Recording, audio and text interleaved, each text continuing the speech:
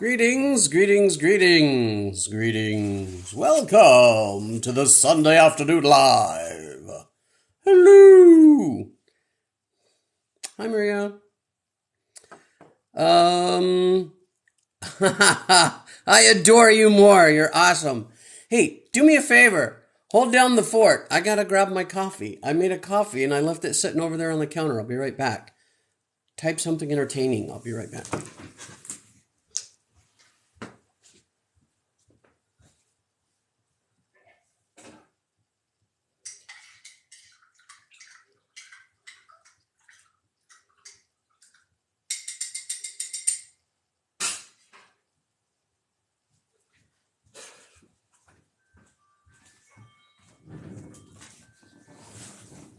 As you know, it is my coffee that drives my craziness, and I have to have it.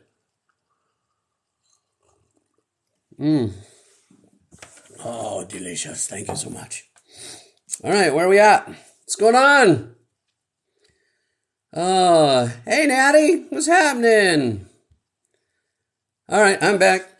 I've been watching my videos for a while, and they've helped me a lot, so I really love your energy. Thank you so much. It's all due to the coffee. Coffee in my Thoreau mug. Go confidently in the direction of your dreams. Live the life you've imagined. Henry David Thoreau. The rest of that quote says, and when you do, the universe will conspire for your good.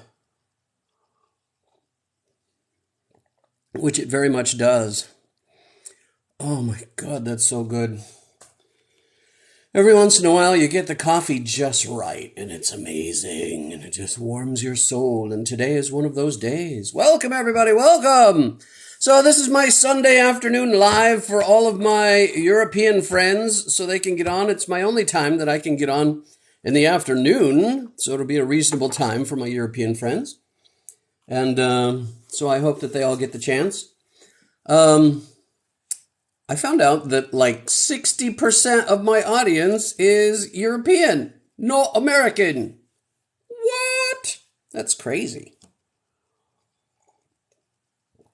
Welcome, everybody, welcome. I don't have anything in particular planned to be here except to answer questions, have a convo about manifestation, whatever you want.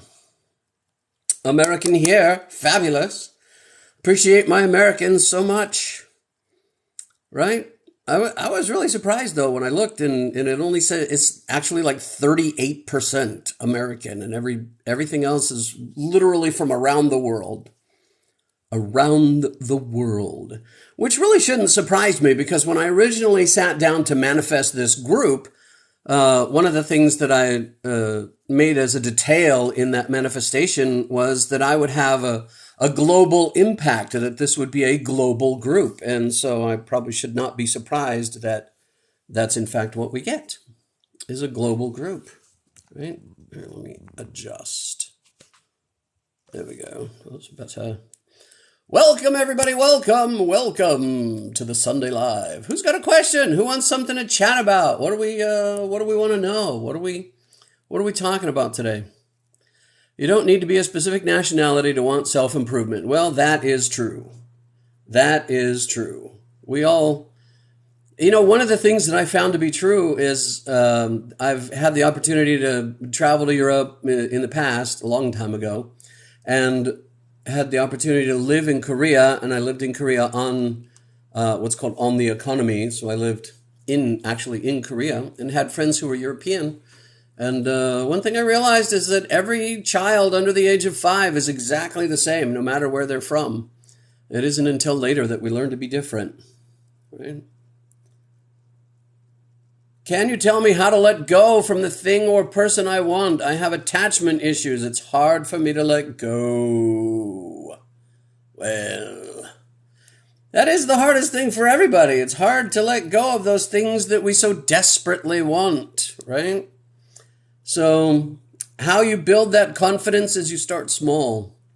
By the way, I speak up because I'm sitting away from my phone, and I don't want to blast you guys out. Does it sound like I'm yelling, or do I sound okay? I don't want to yell at you. If I talk in a normal tone of voice, can you hear me okay?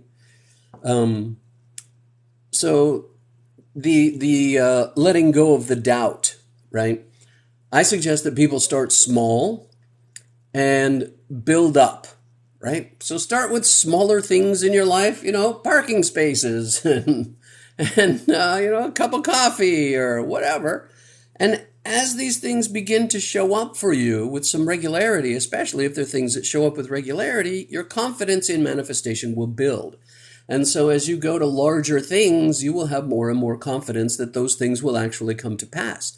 And you'll be able to let go of them, or let go of the anxiety holding on to them, which is what, in fact, is the self-fulfilling prophecy that makes sure they don't come, right? That anxiety is what makes sure you don't get it.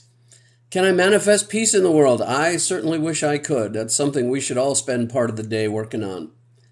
How do you get over a breakup from a guy that you really love, but you both know that first you need to heal? Breaking up a deep relationship, a lasting relationship, is much like losing a person to death. You have to go through those stages of grief. And it is a rare relationship that can withstand being friends after the fact. Do everything you can. I recommend do everything you can not to see that person. Just do everything you can not to think of them. Busy yourself with other things. And dive into knowing your own worth, right? Know that the breakup of that situation or the breakup of that relationship was not due to the fact that you're not lovable or there's something wrong with you or anything like that. It's just two people with preferences. Some people like chocolate ice cream. Some people like pistachio ice cream. And those two people get together and they try to share ice cream and it doesn't work. And it's not that either one of them is wrong. It's just that their tastes are different. So just realize that that's why it doesn't work. It's no judgment on you or your character. It's just different likes and dislikes. So work on your self-image, work on your self-love, work on your self-concept, and do everything you can to let them go, and realize that, yes, you are going to have to go through those stages of grief. You're going to hate them. You're going to be angry. You're going to be sad. You're going to play the bargaining game. You're going to do all of that. Right? All right, great. So I won't yell at you guys anymore until the coffee kicks in. Ruth, what's up? Sister, welcome. Hey, what if I want to manifest something, but I think, what? What are you thinking? I don't know what you're thinking. Need to heal to feel real love. Yes, you do. How can I feel that I already have what I want if I don't know the feeling? Imagine. You have an imagination. What do you think it would feel like? What do you think it would feel like to have what you want? Every day. Not the initial excitement, not the initial like, oh, I got this thing, woohoo! Not that. The after that feeling. The feeling of waking up with that thing every day. Right? What would that feel like? Every day I open my garage door and I see that new car that we just picked up a week ago. And it's still beautiful. I still feel the joy and the love and and it makes me feel powerful too. Every time I look at that car, I go, I made that. I made that happen. That's cool. That's a cool thought, right? Every time I'm outside, I go to get my mail, I turn around to come back up to my house. I look at my house and I go, I made that. I made that happen. That's cool. I'm powerful. Wow. Every time I look at my wife, I'm like, oh, cool. I made that.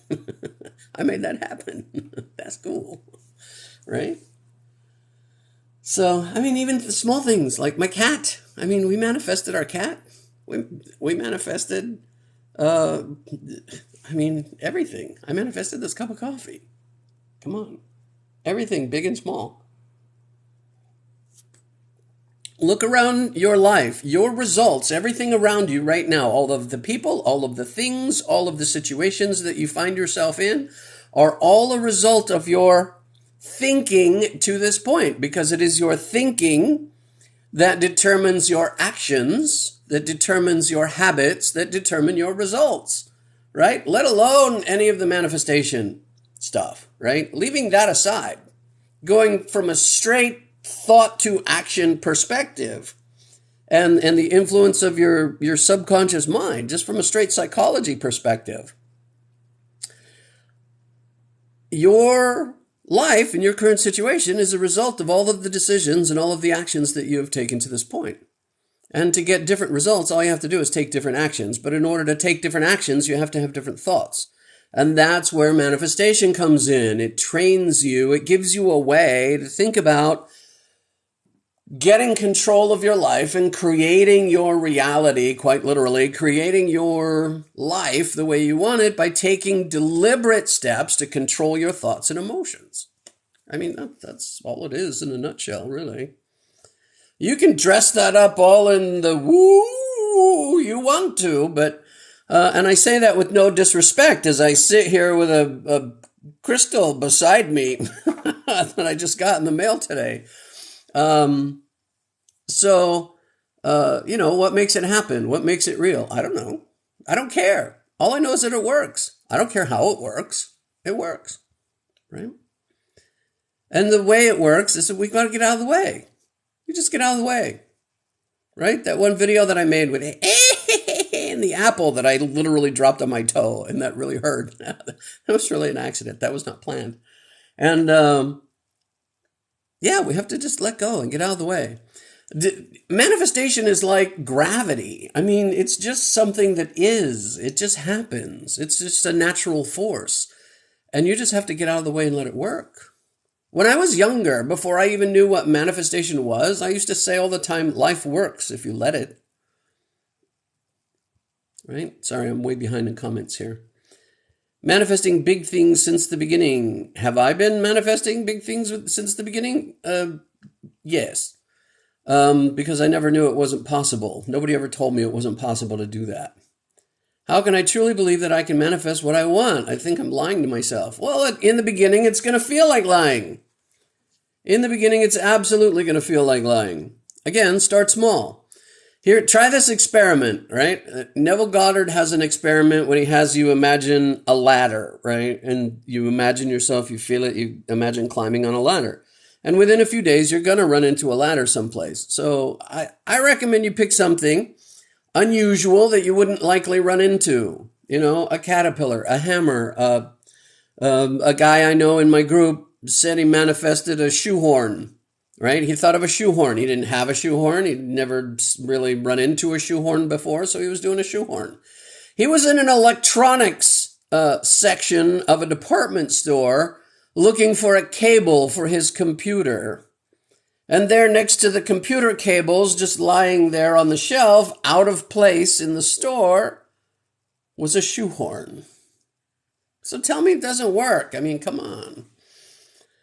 Start with something small. Pick something small and weird that you wouldn't normally run into, some kind of flower that you like, some kind of, whatever. And think about it. Just sit and think about it. And imagine yourself holding it, touching it. Imagine the situation that you're going to be in when you find it. And do that in the morning and do that at night. I mean, there should be no emotional attachment there because if you get it, you don't get it, your life has not changed really. So you don't have to be anxious about it. You can just feel that you're going to get it. Practice in the morning, practice in the evening, imagining yourself with this thing. Imagine it with all of the detail you possibly can. If there's a smell involved, smell it. If there's, touch, imagine feeling it. Imagine having it. Imagine running into this thing. I guarantee you, within a few days, you're going to run into it. And when you do, you're going to go, holy crap, this stuff really works. Yeah, no shit. Start from there. Hello. Manifestation of funds not always comes in the way we expect. Hey, Miriam, what's up? Welcome. You are correct there. Did you not see the video that I just released today? I just put it up this morning. It says exactly that. Right? Synchronicity. Hello, ma'am. Try again. I'm going to have to stop shaving so well. I'm going to have to grow a mustache or something. How about hello, sir? I just manifested Ukraine to be safe. I literally have such a strong feeling that it's all going to be okay. I hope so, Nicole. I hope so. Yeah, I mean, that whole thing is just, that's sad and stupid, really. I mean, I don't think even the Russian people want that from what I've seen and heard. So, yeah, I mean, I think we all should spend some time just imagining the Ukraine to be safe and all those people to be happy and healthy. All right. What should I do if I feel alone after the breakup, taking into account that I will live by myself? Be joyous! You are great company! I love being by myself. I love my lovely wife, don't get me wrong. But when she's not at home, I love being with me. I'm creative, I'm funny, all the stuff I do for you guys, I do for myself when you're not around. I sit here and I make myself laugh all the time. I am great company. And if you are not great company for yourself, ask yourself why. What is it you don't like being with yourself about? Why don't you like yourself? What don't you like about yourself? And what can you do about it? Let's get to work. There are things to do. Let's get it fixed. Right? Why don't you like being with yourself? So you just cannot believe that you can manifest what you want. All right, well, Helena Moreno. So do the exercise. Do the exercise that I just said. Imagine something unusual that you wouldn't normally run into and sit down and just imagine yourself with it. Now, when you say you don't really have to believe it. Belief really doesn't enter into it. Okay? But it will get easier to do if you do believe it. If you can back it up with some emotion, it gets even better, right? But at a minimum, at a starting place, just imagine finding a particular rock. Like I said, any weird thing that you would normally run into, right? Pick it, focus on that one thing. But you've got to do it. You've got to actually sit down and focus on that thing every morning, every night for a few days, and I guarantee you will run across it. It is inevitable. And then get back to me after you do it. I manifested myself a job. It's hard to keep good vibes when shit happens. Yeah, I mean, we all have that, right? I'm on TikTok, this manifesting guru. I still have bad days. Crap still happens. I mean, but what is a bad day, right? I tell the story, I encourage people, even I encourage myself, stuff happens and I'm like, I get tied up in my emotions just like everybody else, but then I have to back up and I have to say, no, let's not judge. For example, when I was manifesting my car, I'll tell you a couple of stories about that real quick. Manifesting my car, one day my car dies. It's just not running anymore, and I try to fix it. I'm pretty handy with a car, and I can't fix it. I take it to the dealership. Dealership tells me it's the timing chain. It's dead. $3,000 to fix it. I'm like, oh, hell no. I'm not doing that. I'll just buy a new car. So right now in the United States, it's really hard to buy a new car because none of the dealerships have new cars on their lot. And a used car is actually more expensive than a new car, right? There's a shortage of new cars. So I find one at my local dealership and I call them and I say, hey, I'm interested in this car. I'm going to come tomorrow and see it. And the salesman goes, okay. I show up the next day. The salesman goes to look for the car. It sold the night before. It's gone. I was not happy because I took a day off from work to go look at this car. And then I actually Rosa, my lovely wife, reminded me and kind of caught myself. And I was like, she's like, calm down. Maybe this is an opportunity to get what we really want. Because the car I was coming to look at really wasn't what I would want perfectly. And I said, you know what? You're right. Maybe this is our chance to get exactly what we want. And so I asked the salesman, I said, what cars do you guys already have coming to the dealership that are available? They have new cars that are already coming. And he shows me a list and I see one that is exactly what I want. Same color, same features, same everything. Exactly what I want. I'm like, okay, there's my car. That's my car. Let's make a deal. We made the deal. I had to wait a couple of weeks because it was on the way from the factory. It showed up brand new, 10 miles on it when it got here, and we picked it up. Beautiful car. We love it. It's fantastic. It was everything that we wanted. But, I mean, a couple of things had to go wrong. A couple of things had to piss me off. A couple of things had to be, bad for me to get to my ideal brand new car. So, what's bad? Bad is just a turn of events that's taking you in a different direction toward what it is you're trying to manifest. So, I mean, is it really bad? I don't know. Depends on what comes out of it. You don't know how to remove all your limiting beliefs. All right, well, again, start with the exercise. Starts there. And then identifying them is helpful. I feel there's a sad vibe here, all of us. I don't know. Why are you sad? I'm not sad. Can you advise me privately? I'm 34 and have not much. Tommy Turner? If you want. What do you need advice on? Understand I am not a therapist. And I am Tommy Turner, 86. I'm not a therapist. I'm not a doctor. I hold no degree of any kind. I've just read a lot of books. So, Tommy, if you're not already following me, follow me, and I will follow you back, and then we can direct message. So whatever you got that you want to talk about, I can talk about later. I may or may not be able to help you. We'll see. Can I manifest literally everything? You do. You manifest 24/7. Thoughts are things. Whatever you're thinking about is going to happen. Whatever you think about a lot, Now, if you just have a passing thought, and we all have those moments where we're like, somebody's not home on time. They've had an accident. No, you're not manifesting them having an accident, right? There's a process there. But pretty much what you're thinking is manifesting, your life and your world around you. So you got to be careful. You got to have control of your thoughts. And yes, you can literally manifest everything within limits. I mean, is there a particular thing that you're thinking of? I mean, somebody asked me once, can I manifest the ability to fly? And I'm like, with or without an airplane? I mean, let's be reasonable. The universe isn't always going to bring you the thing that you want in the way that you think you want it. Right? That's the video I actually dropped today. It's out there. Go look at it. I talk about exactly that. The universe is going to bring you an answer to your need. It's not necessarily going to be the answer you think it should be, but you need to be open to what you get, right? Today I broke up with my family persons. There was so much bad vibes. It was a hard decision. Dark hippie, I'm sure that eventually that will be for the best.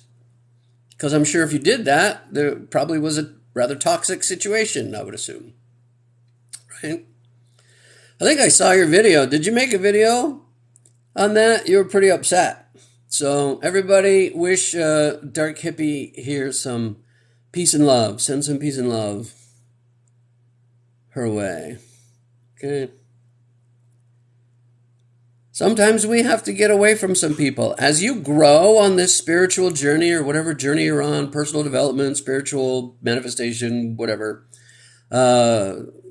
things are going to change. As you start to shift, certain people aren't going to fit in your life anymore. Certain situations aren't going to fit anymore. Certain things aren't going to fit anymore. And you got to sometimes cut the cord. Karma B, love you. Keep doing what you're doing. Appreciate you. I appreciate you more. You're welcome. Thank you. Sarah. Lots of Sarahs follow me.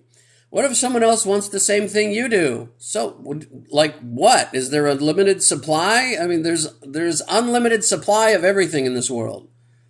You're thinking scarcity. That question right there screams scarcity. The only thing you could possibly be talking about right there is a specific individual. Let me read you a quote by Neville Goddard that I just happen to have on my computer screen right here. This warning was given to man in the famous golden rule, do unto others that which you would have them do unto you. You may desire something for yourself, or you may desire for another. If your desire concerns another, make sure that the thing desired is acceptable to that other. The reason for this warning is that your consciousness is God, the giver of all gifts. Therefore, that which you feel and believe to be true of another is a gift you have given them. The gift that is not accepted returns to the giver. Neville Goddard. If you are attempting to manifest a particular individual, I urge you, please, stop. There's a better way. There's a better way. That is so selfish. Because most of the time, people who are trying to manifest a particular individual are doing so quite selfishly with no thought at all for what that person wants and no thought at all for what the other person they might be involved with wants, right? And so we need to just not even fight that fight in my book. I mean, there's an easier way. There's a better way. All you have to do is manifest a type of person that will be the perfect relationship for you. It is the same as manifesting a coffee table, a book, a car, a house. It's the same as manifesting anything else. You delineate a series of qualities you want in this person and define how you want your relationship to be with this person and put it out there.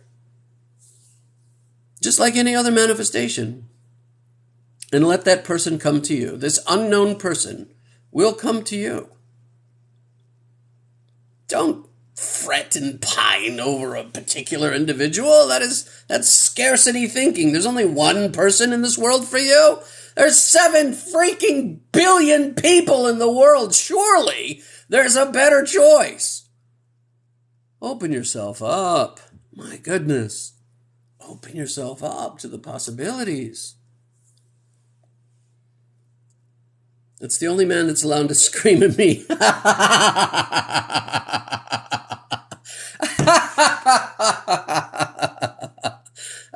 That's why I love you guys. Hey, Emily Appleton, what's happening, sister? Welcome. Hello. You're so funny. Hello from Sweden. Oh my gosh.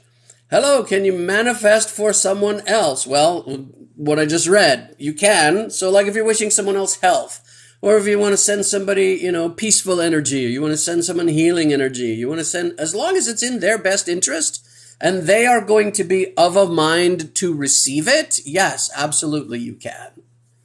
Right? They have to be open to receiving it. If they're not open to receiving it, they're not going to receive it. And that's not anything you can control. But absolutely, you can manifest for other people. Praying for Bruno. He had a prophetic vision and now his family won't talk about him. Are you talking about the movie Encanto? Really? Is that where we're going? Are we talking about Encanto? Yeah, just know that in the end, he's fine. He comes back to the family. They accept him back. It's okay. Here I am. Hello, friend. How am I? Oh, DJG, what's happening? What is happening, my friend? I am wonderful. I had to take a few days off. I got things to do, I have a private life. I have a job. I still have a 9 to 5. I got to find time to finish my book so I don't have to have a 9 to 5 anymore and I can just sit around and talk to you guys all day. Right? Do you think there's a certain age to start manifesting? I started at 10. I mean, I was 10 years old. My mom drugged me to a psychic, and the psychic was giving me my reading, and I'm asking questions, and then she starts asking me questions, and I'm answering her questions, and she says to me, "You're really special." She said, "You're going to have everything you need exactly when you need it throughout your entire life." And I was 10, and I was talking to this magic psychic lady, and so I was like, okay, why not? Whatever you say. And it became a core belief. And so from the age of 10, I always had what I wanted exactly when I needed it. I didn't know what I was doing. I didn't know what it was. I didn't know it had a name. And I wasn't necessarily doing it correctly. I'm going to do a video on that too. I mean, how to do it the right way. I mean, the right way is whatever you think is the right way. However you think you should do it, that's how you should do it, right? So if you think it involves, ceremonies and candles and herbs and whatever, then absolutely. For you, it involves ceremonies and candles and herbs and whatever. If you think it involves, crystals, then by all means use them. If you think it involves nothing more than sitting down and thinking about it, then do that. Whatever you think is going to work, that's what's going to work for you. Period. So however you believe it to be. I scripted a lot of things I want, and yet still I don't see it in my reality, those things showing up. Well, you probably see some things happening where you're headed in that direction. And what I find personally is that people tend to bite off way more than they can chew. And so, especially if you're relatively new to manifesting, people will be like, okay, I want this super wealthy lifestyle, and I want this giant mansion, and I want all these fine cars, and I want this incredible relationship, and I want this kind of job, and I want all of this kind of stuff. And they're like A to Z trying to redo their entire life. That's a lot. And I'm not saying you can't do it. I'm saying, time, the universe doesn't give a crap about time. I mean, the universe can make it happen tomorrow if you want it to. It is our limited human thinking that usually limits ourselves. And so if we're trying to manifest an entire life overhaul, there's a part of our brain that's going to say to us, hey, that's going to take a minute. All right, let me get some stuff lined up. Right. And so our brain is going to think that it's going to take a while, the bigger it is. It's just a natural tendency that we have. The more you do it, the more you'll find that, that I manifested a new car in 2 weeks. I manifested a house in a month. What you're going to find though is that if you're doing a whole massive overhaul, that's a lot, especially in the beginning if you're new to manifestation. So what I suggest is to focus on one thing at a time, and typically that comes down to, if people are trying to manifest a whole new lifestyle, it typically comes down to is a job. So if you start with a job, what do you really want to do for a job? What do you want your source of income to be? Your regular income, not your I need some money right now income, but your regular ongoing, what value are you going to provide to this world? If you could design your own perfect job, what would that be?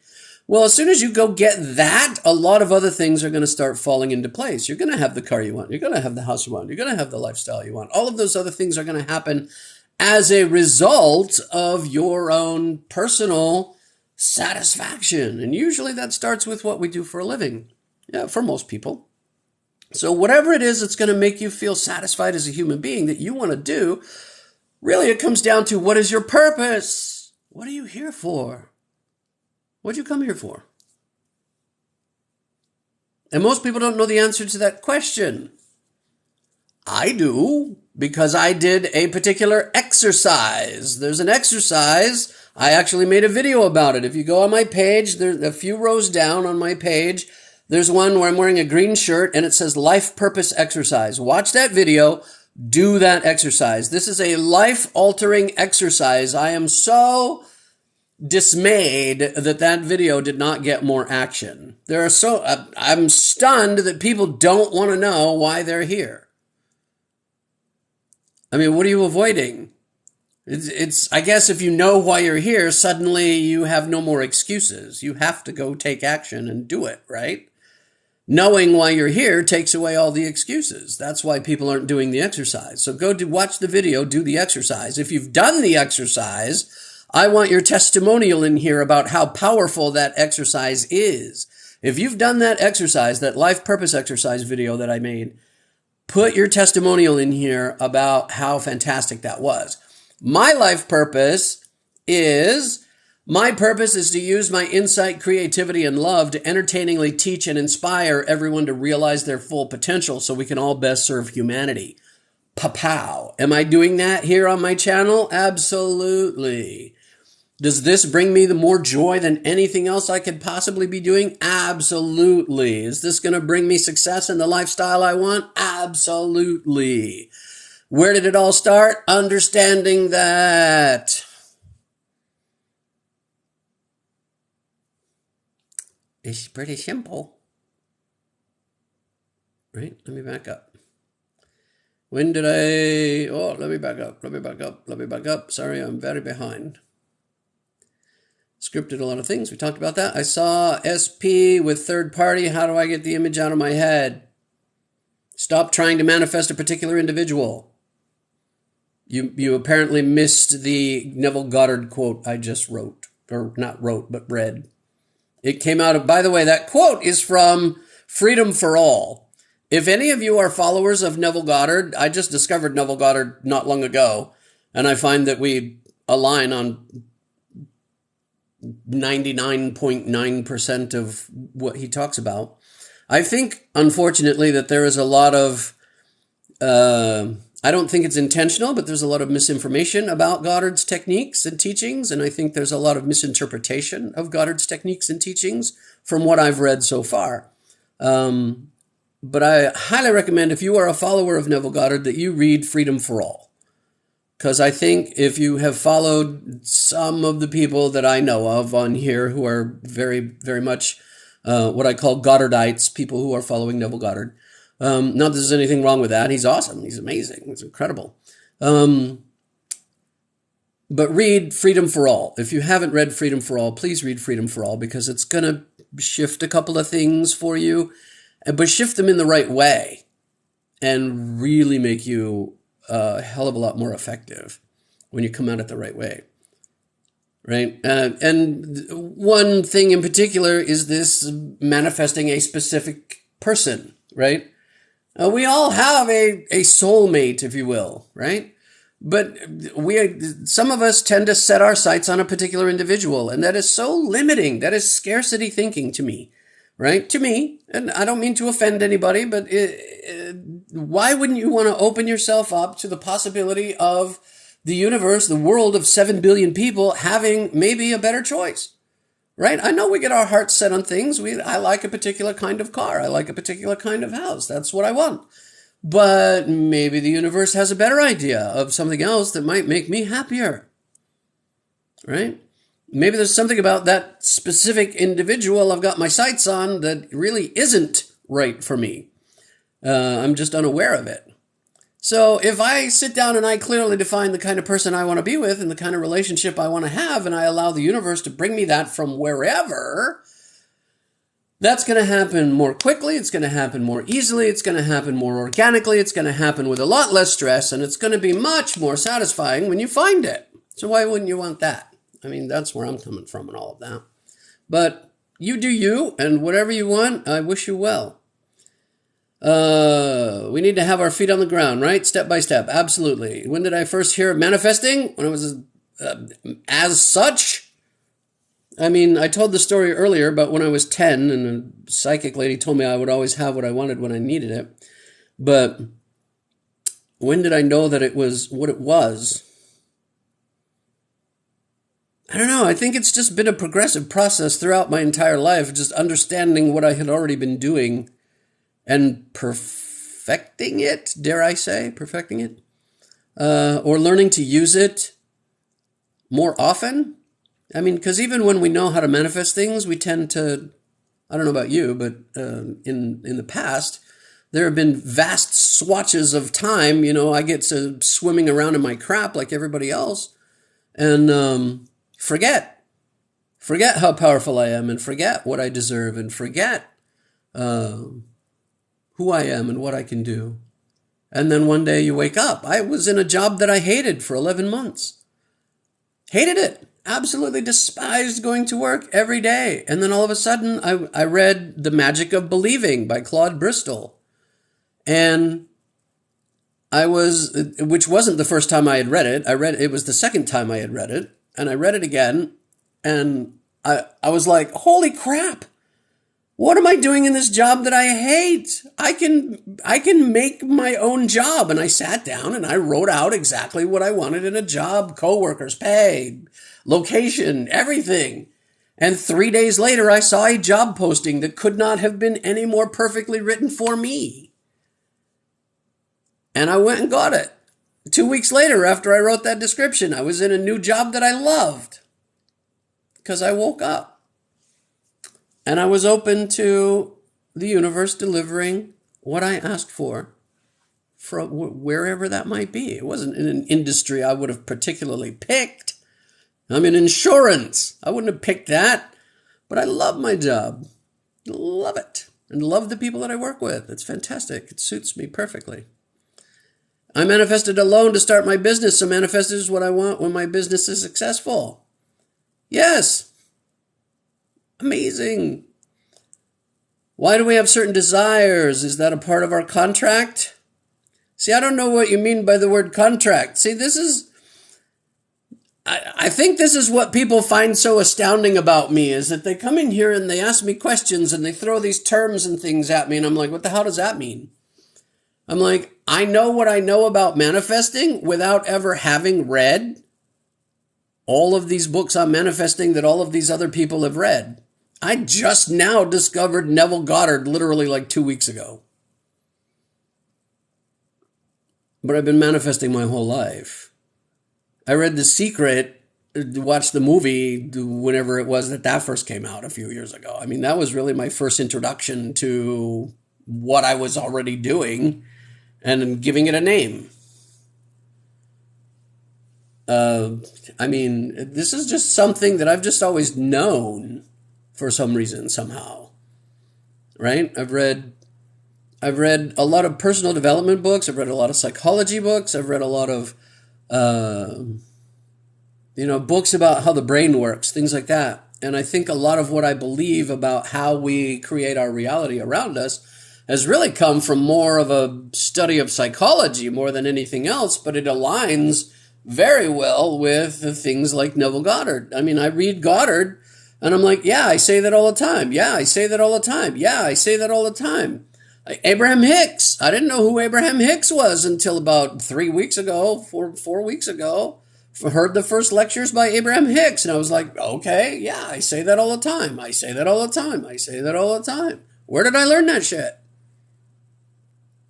I don't know. Not by reading them. Until now. And they're just verifying what I already know. And I think that's true for all of us. I think if you really sit down and think about it, all the things that you learn about manifestation, you already know. All of this information is just like, there's something that smacks of familiarity about it, doesn't it? At least for me. I teach you this stuff and don't you sit there and go, yeah, that's true. I kind of knew that, didn't I? Thanks for reminding me. I mean, I think that's how it works for a lot of people.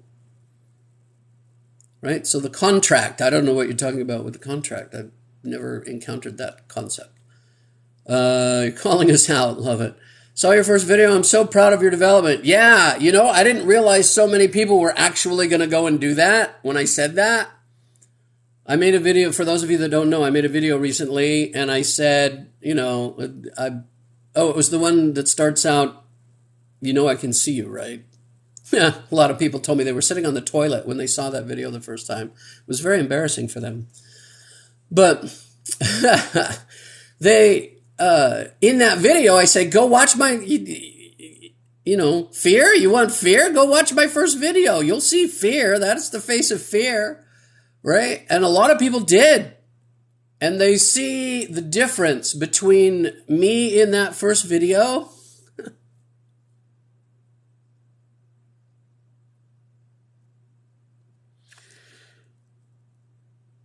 and me now.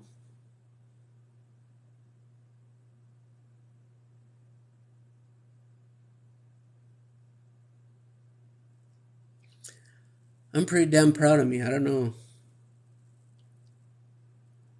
Pretty damn proud of me. I struggled on TikTok for 9 months. Here's another story about me being a dumbass. I struggled on TikTok for 9 months, trying to find my niche, trying to find my voice. You watch any of the videos with the little finger puppets? I thought the finger puppets were going to be huge. Nope. Nothing. Oh dear.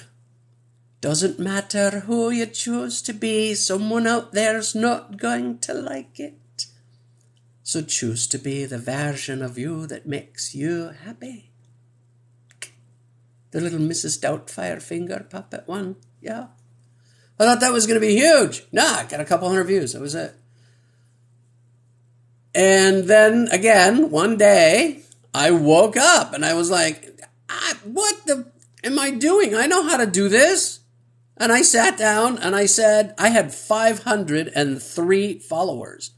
I can point on my stats chart. I can go to my analytics and I can point to the day, January 8th, 2022.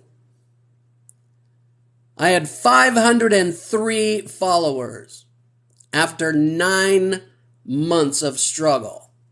On that day, I sat down and I made the video that says, I am not the age for TikTok and I am not the aesthetic for TikTok, but if y'all don't mind, I'm going to kill it on TikTok. And that day, I set a goal for 500,000 followers by the end of the year. Completely ridiculous thought, right? Here we are. It's 227. What is that? The 27 and 22 is 49. Like 50 days later, not even 2 months later, I'm at 13,000 followers and climbing, gaining 3,000 followers a week at least.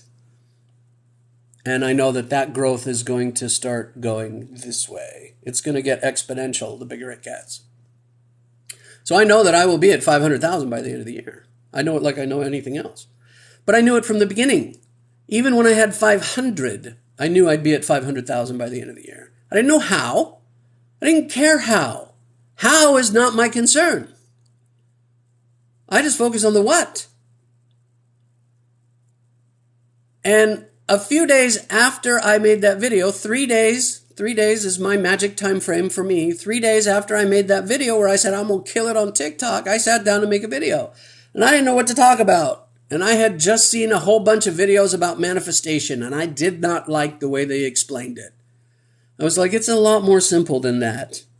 They're dressing it up in all this hoo-ha that it doesn't need to be dressed up in. Let's just make it simple. I was mad. And I made that first video that blew up. It's got 280,000 views now. And that's what started bringing people in.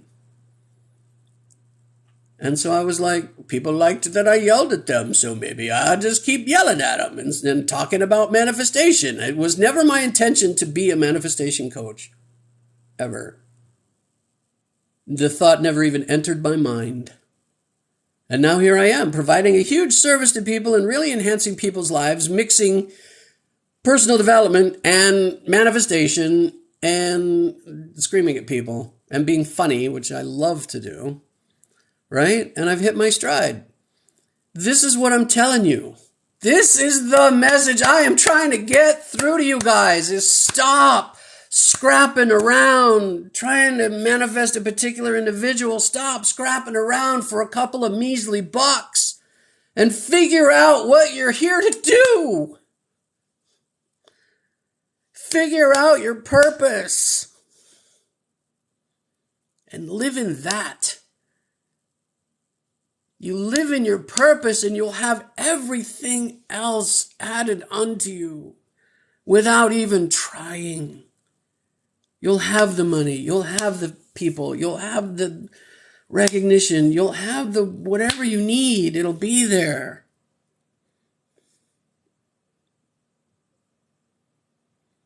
Figure out who you are and what you should be doing and do that. And when you do, the world will flock to you like the light that you are. And you will have everything you could ever hope for. Stop settling for less. Stop cheating yourself. Stop focusing on things that are so tiny and minuscule and ridiculous. Be who you came here to be. I ran away from my purpose for 45 fucking years.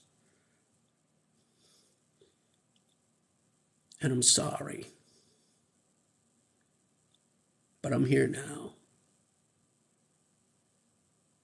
Let's fucking go. Let's go.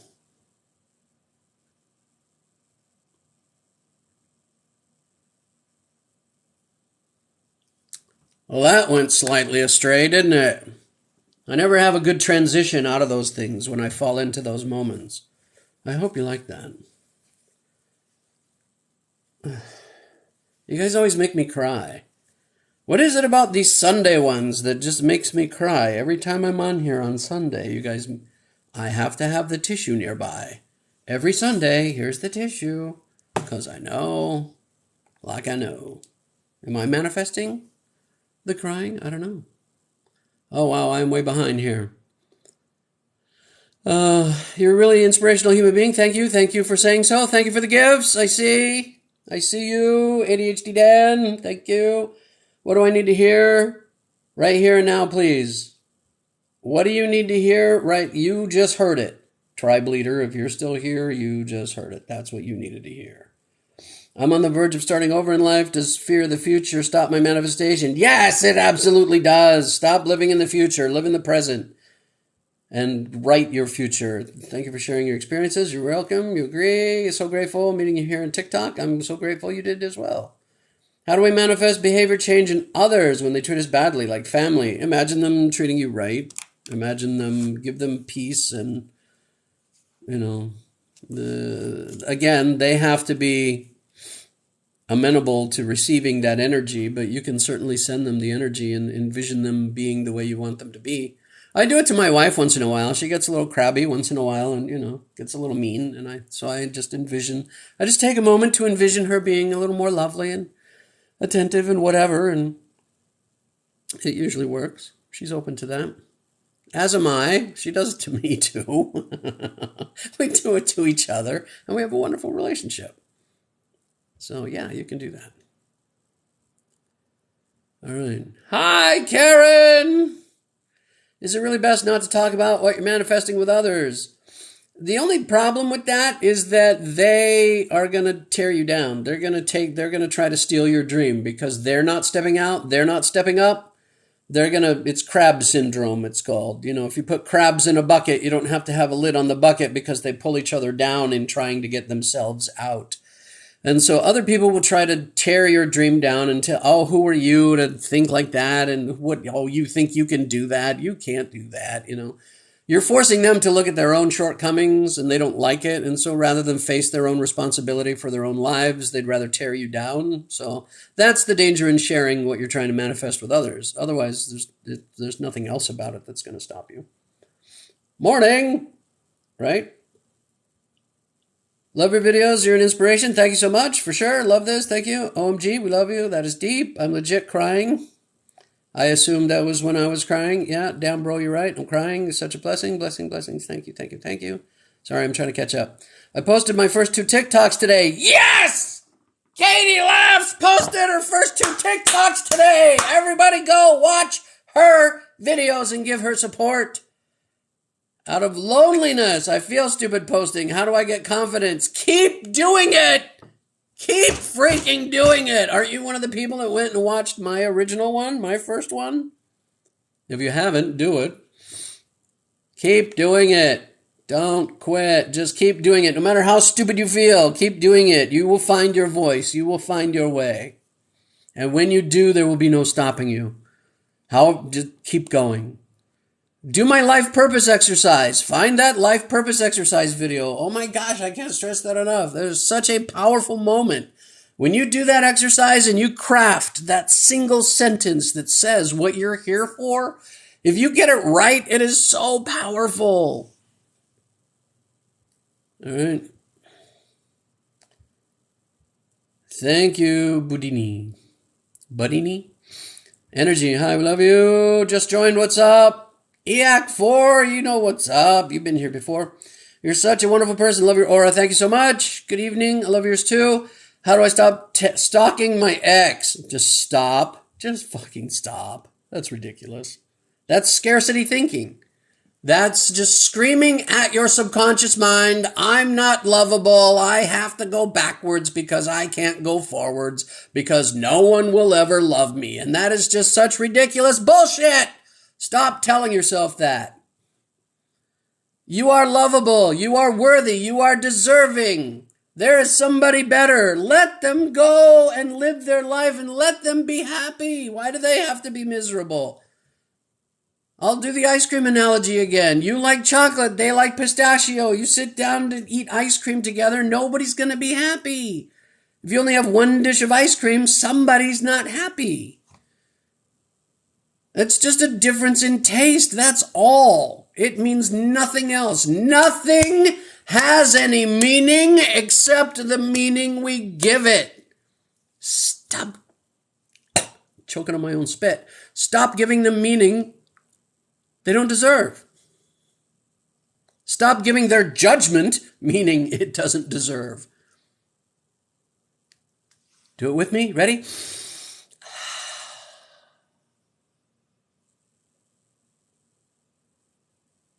And open yourself up to the beautiful, amazing relationship that's waiting for you right around the corner as soon as you let go. As soon as you stop looking backwards, your future's going to hit you full in the face.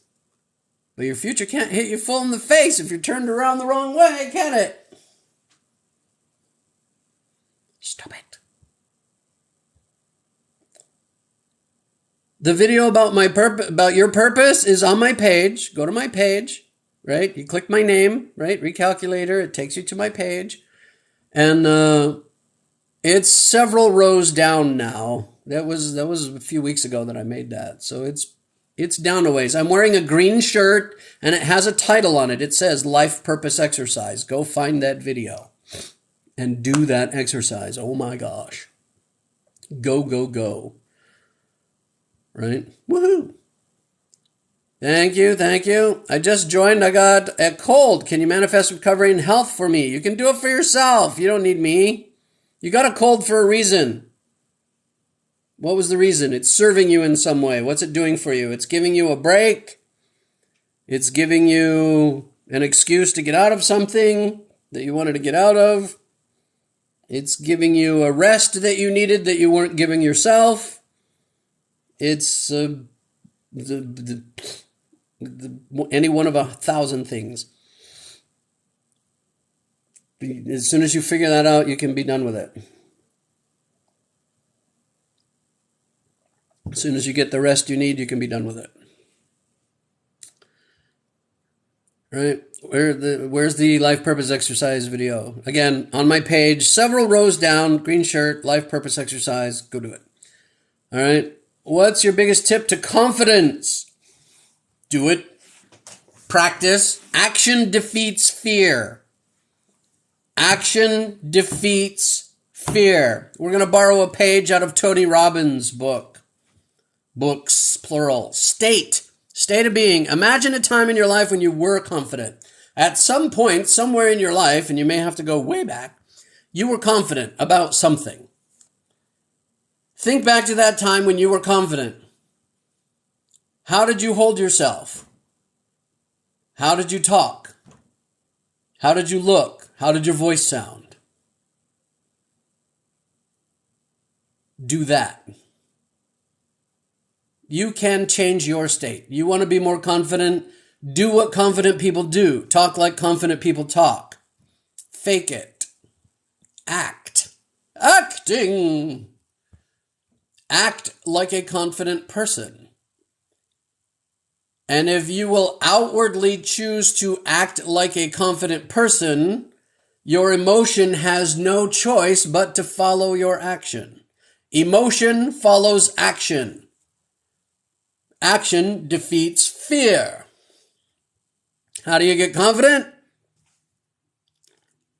Take action. in a confident manner, whatever that means to you.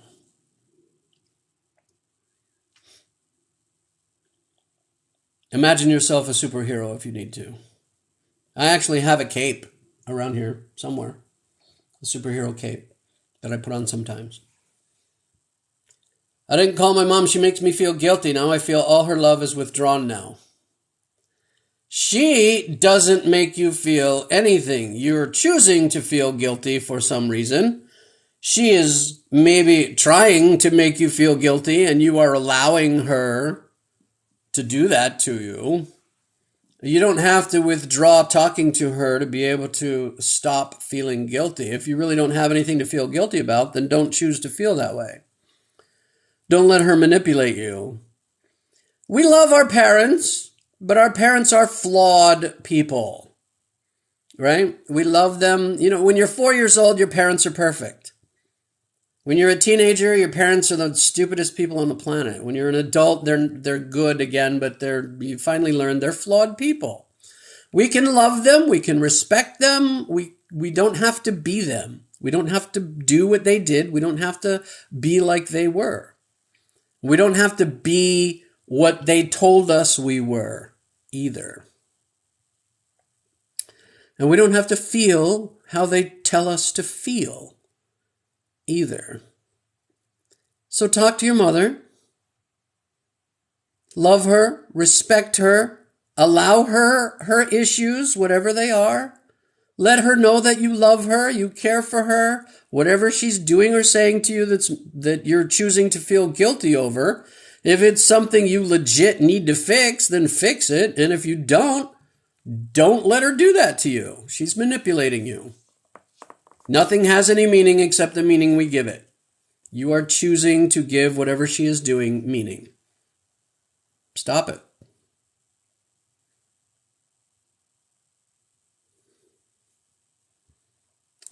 Hey, you! I've been looking for you. Passive income Angie. All right. Well, here I am, passive income Angie. Do I know you in real life? Usually when I get a greeting like that, it's somebody I know in real life. And they're stunned when they see this me that you guys get. This isn't always the me that I bring to the table in real life. There's a problem with that. I should be this guy all the time. But there are certain situations in my day job, I don't think they'd appreciate it. I do bring a little bit of this to my day job. I'm a trainer by trade. I train at an insurance company, and I do throw in some of this stuff in my classes. It's unofficial, of course. This is profound information, and it's so enlightening. I'm so glad you like that. Passive income Angie, who are you? Why are you looking for me? Why are you... Or are you just saying that because, yeah, Act 4, I get, you got a cold. Take some vitamin C. Go imagine yourself healed. You're sick because you want to be. Like Houdini, but with a B. Oh, Boudini. Okay, I got you now. Like Buddha, a magical Buddha, maybe. I got you. Love that. Where can I find the Life Purpose video? Again, on my page, several rows down, green shirt says Life Purpose Exercise on it. I did a very bad thing. No.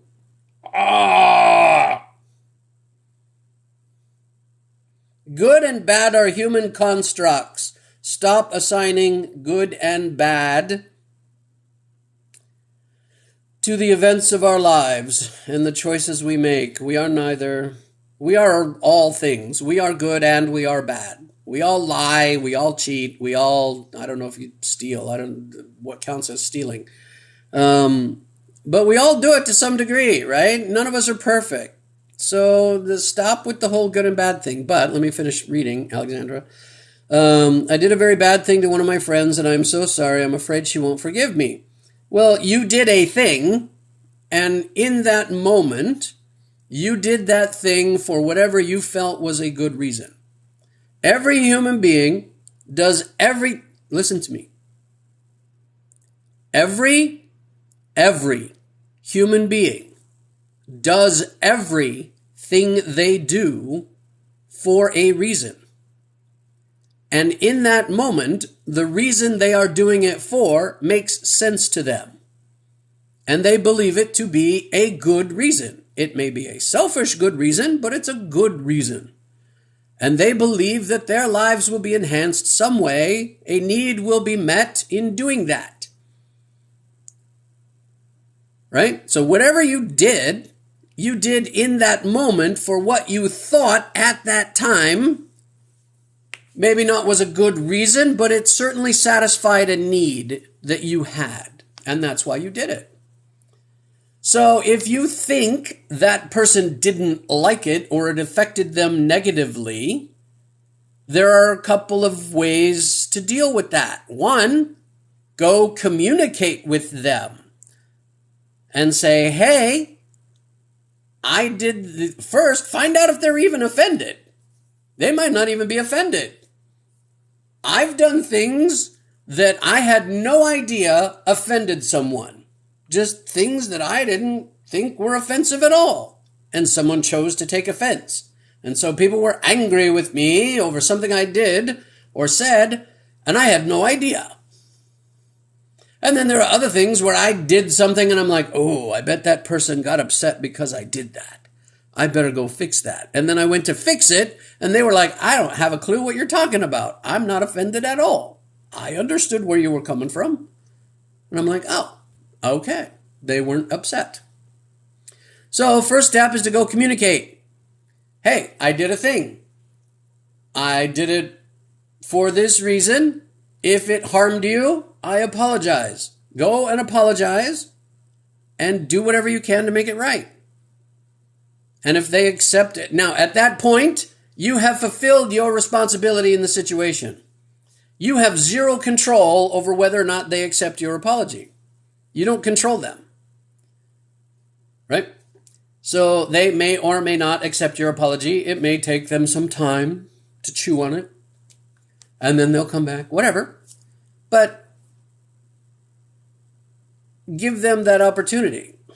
And once you've given them that opportunity and you've explained yourself, then you're clean.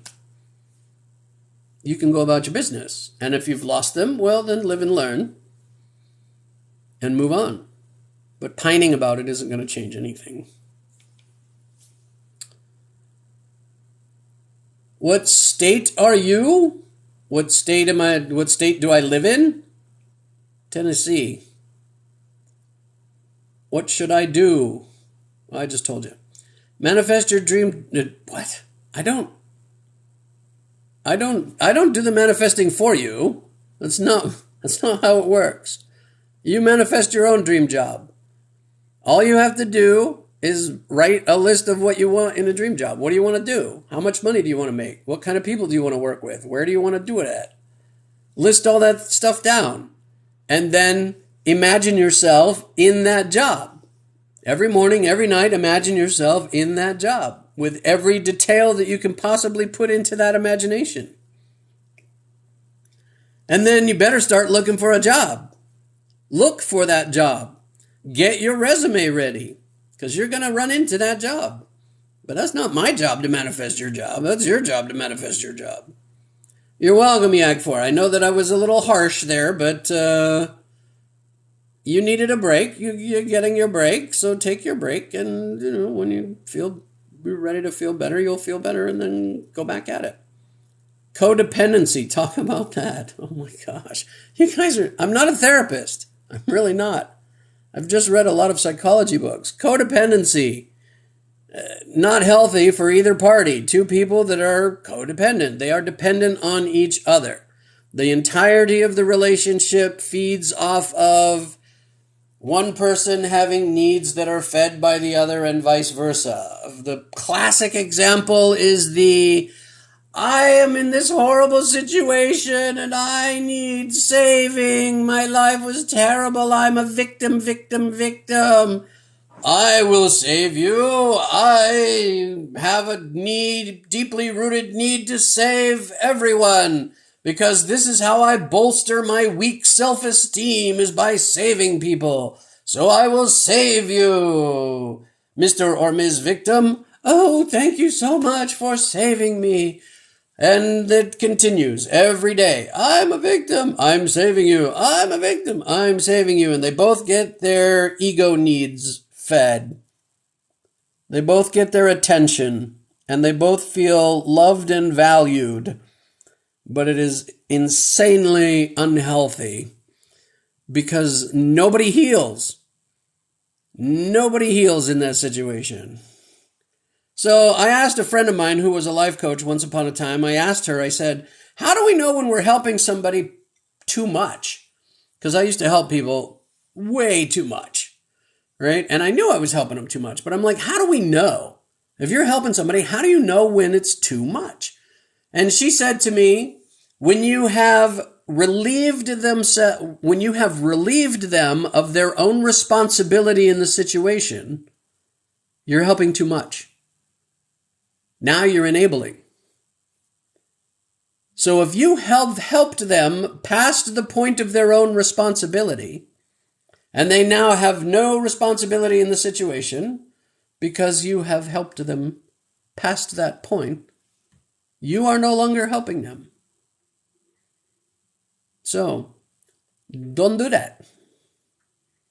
Help them as much as they want to help themselves. Support them while they help themselves. Don't do it for them. Because when you do that, you're not helping. How do you manifest physical appearance? I don't know. What do you want to look like?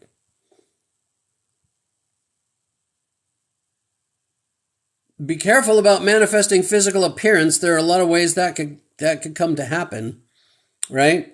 If I say, I don't like my face, I want my face to look different, and I'm not taking any action toward making my face more beautiful myself, the universe has a funny, quirky way of making things happen, the fastest, easiest, not necessarily the easiest, but the fastest way, most effective way. And so you could end up in a horrible accident where your face is horribly disfigured and you have to have plastic surgery. You don't want that to happen. So, be careful about what's wrong with your physical appearance. There isn't anything wrong with your physical appearance. You look exactly like you're supposed to look. Go out into the forest and find a tree, point to a tree, and tell me this tree doesn't look like what it's supposed to look like.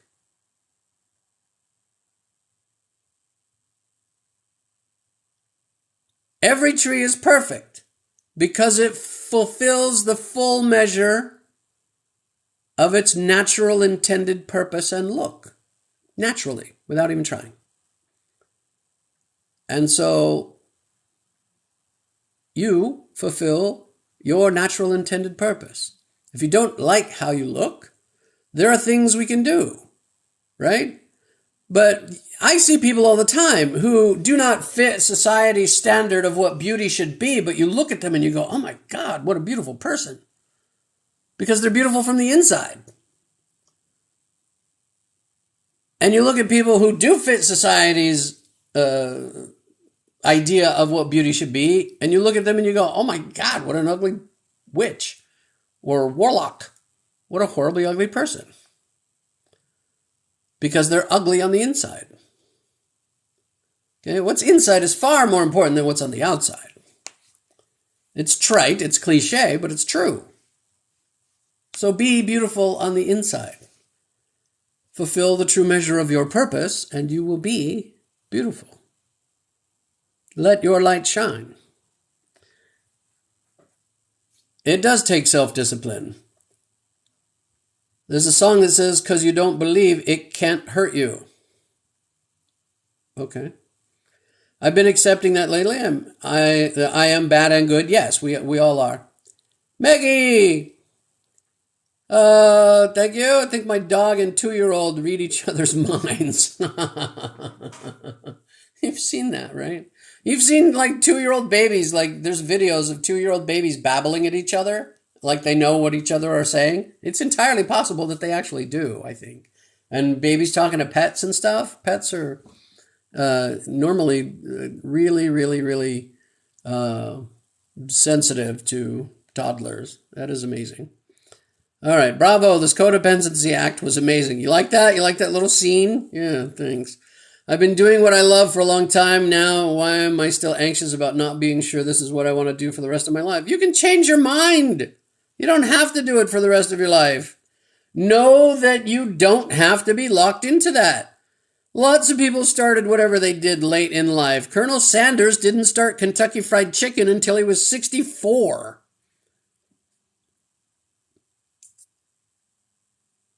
I just got started doing this a month ago, 2 months ago. I mean, I'm 59. You're not locked into anything. Who says you're locked in? You can change your mind at any point. Do what you want to do now because you want to do it now, and do it for as long as you enjoy doing it. And when you don't enjoy it anymore, go do something else. I was a magician, MC, and comedian for many years as a performer in Branson, Missouri. And at the point that magic no longer was fun, I quit. I went to do something else. You don't have to stay doing that for the rest of your life. Don't lock yourself into that box. Helping this friend of mine pay her bills, and she said she was looking for a job, but who is this Empress of Magic? Then she went to jail for shoplifting. Okay, well, yes. There are things that we do that will have consequences, right? Choices you will make that will have inevitable, unavoidable consequences, right? So be careful what you're doing. Most of the choices we make in a given day mean nothing, but every once in a while we make a choice that will have huge, inevitable, unavoidable consequences in our lives. Be careful when you're making those kinds of choices. At what age did I become interested in manifestation? I was 10. My mom took me to a psychic, and the psychic said to me, "You're special. You'll always have exactly what you need, exactly when you need it." I was 10. She was this magic psychic lady. I believed her. It became a core belief, and I've always had what I needed right when I needed it. Right?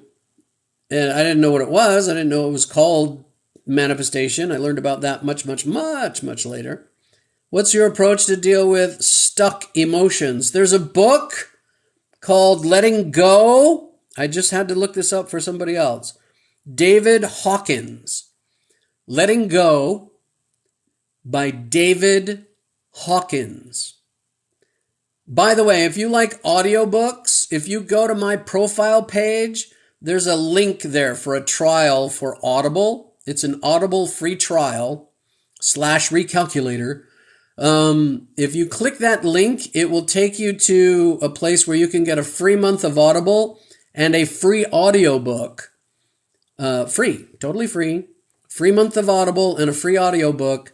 I do make a commission off of that, whether you subscribe monthly or not, but the trial is totally free. The link is on my bio page, and you can go get that book, Letting Go by David Hawkins.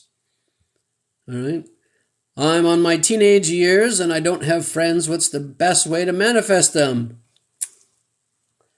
The best vitamin for friendship is be one. Be one. Be a friend. Find somebody that needs a friend and go be their friend. Think about what kind of friends you want. What kind of people do you want those to be? You want them to be kind. You want them to be supportive. You want them to be interested in the same things that you're interested in. You want them to be good at something you want to be good at so they can help you get better at it. Right?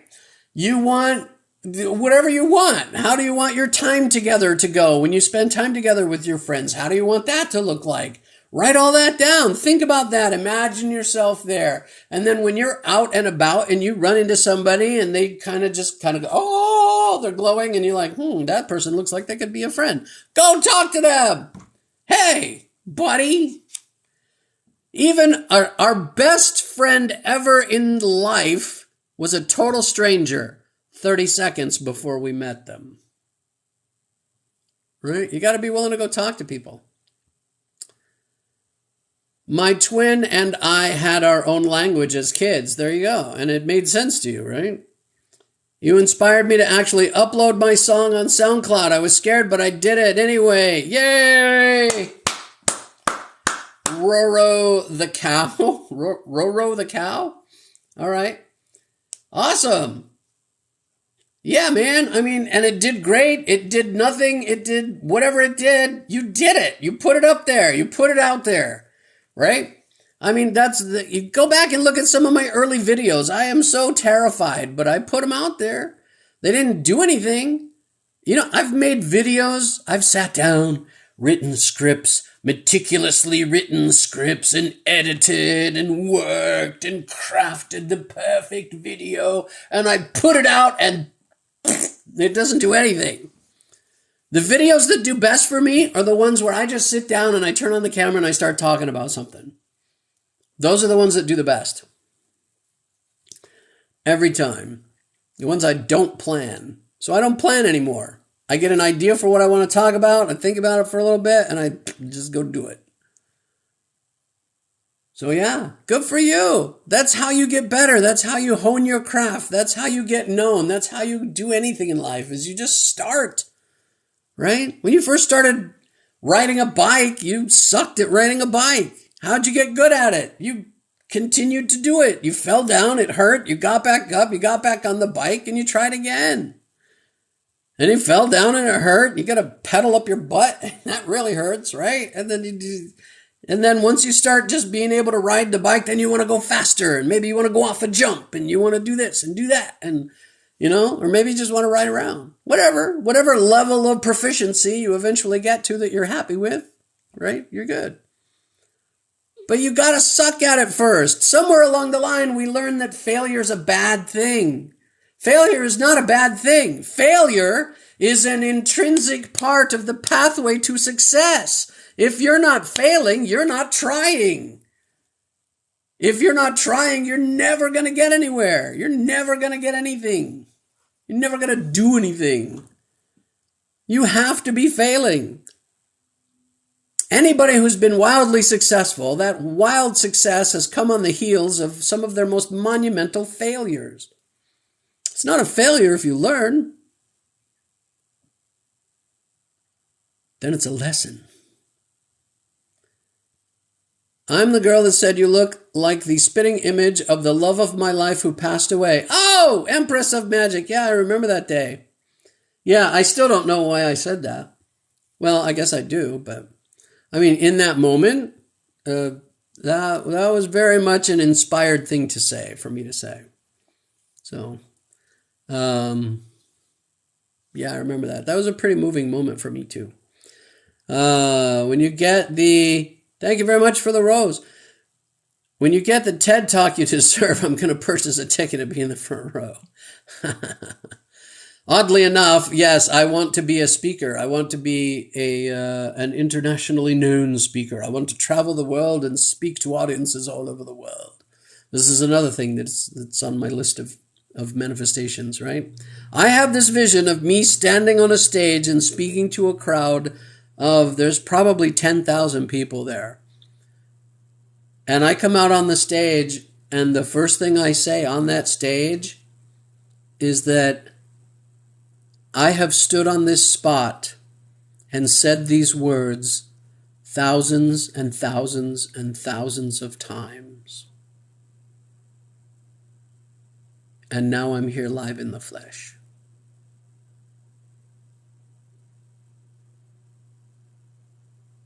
And I know that moment will happen.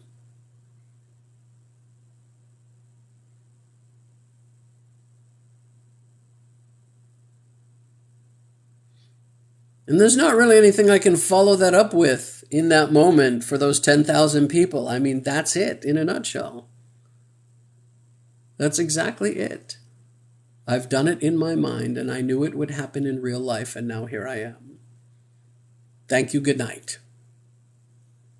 That's it. Right?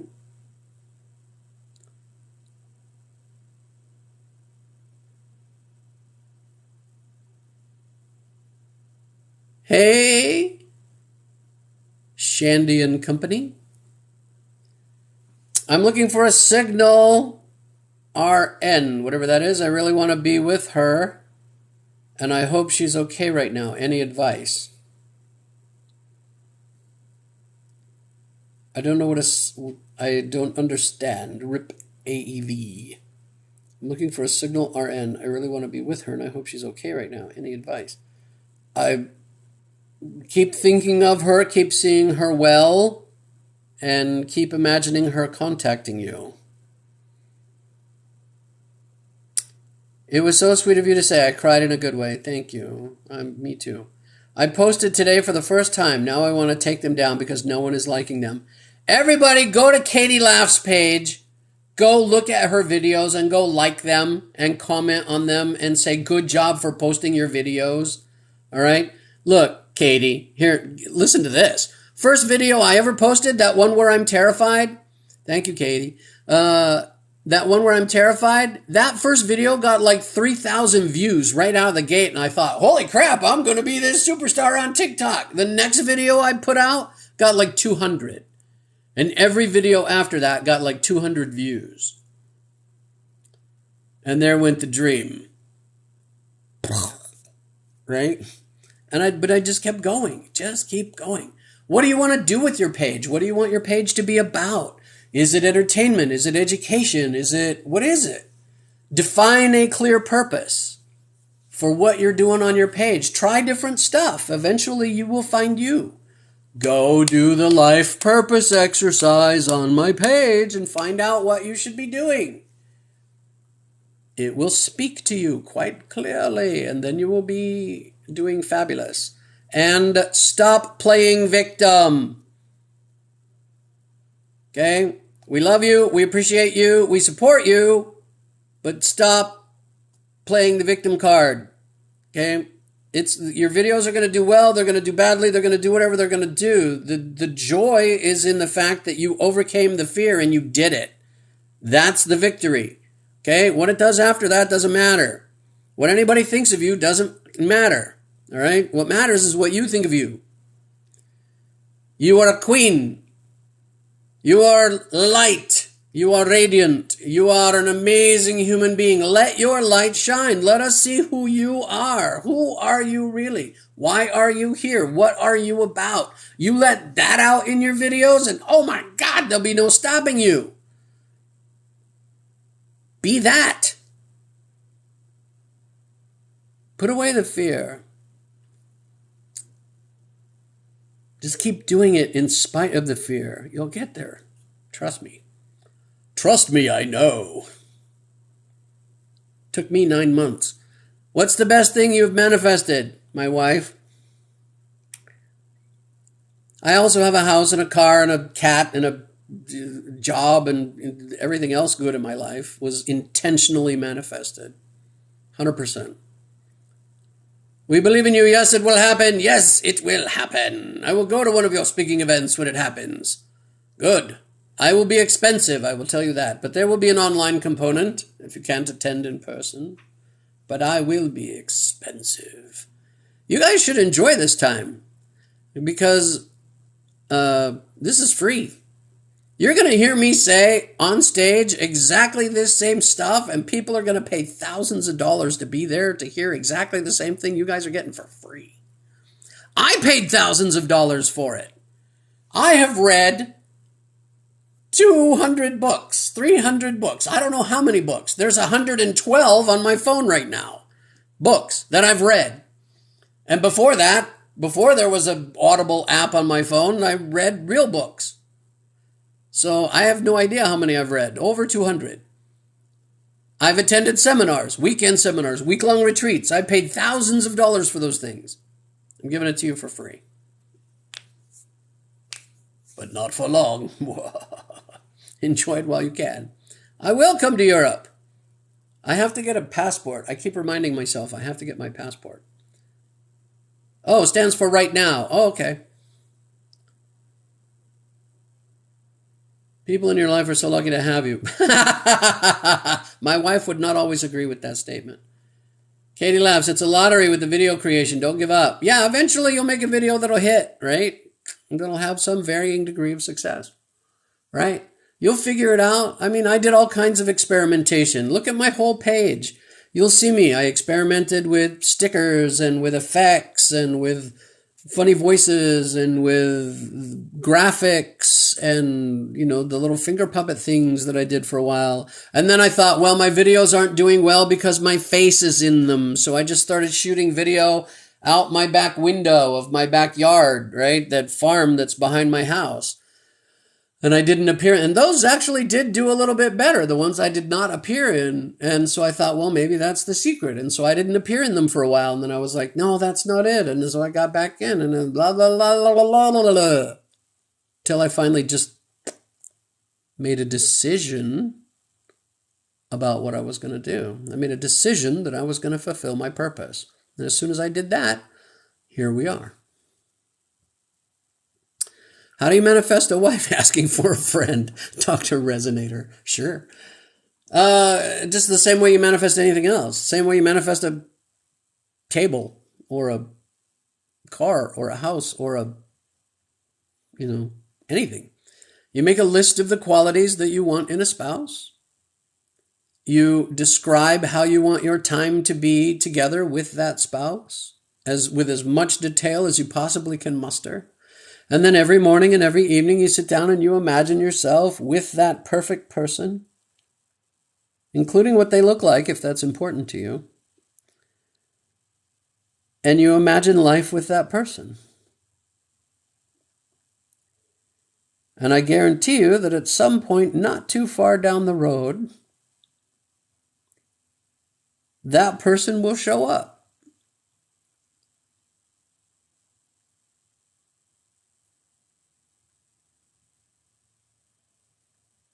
And life will be a beautiful thing. Understand that you might be ready, but the person that you're gonna be with might not be ready. So they may have to go through another thing or two to be ready for you. And it could take a little time for them to get to that point. But once they do, it will be a beautiful thing. My wife and I met very late in life. I was 45 and she was 35. And we'd both been through several relationships at that point. But had we met any earlier in life, we would not have been ready for each other at all. And we wouldn't have what we have now if we'd met earlier. So be prepared to accept possibly some interim company until that perfect person comes along. But don't compromise at the same time, right? I mean, we all need companionship on some level, but don't compromise. Know that person is coming. Don't do that to anybody else, right? When did I first hear about manifestation? Gang, you want to tell them?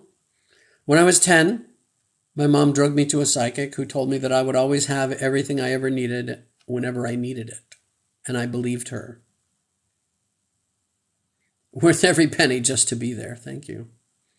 I want to go to your seminar.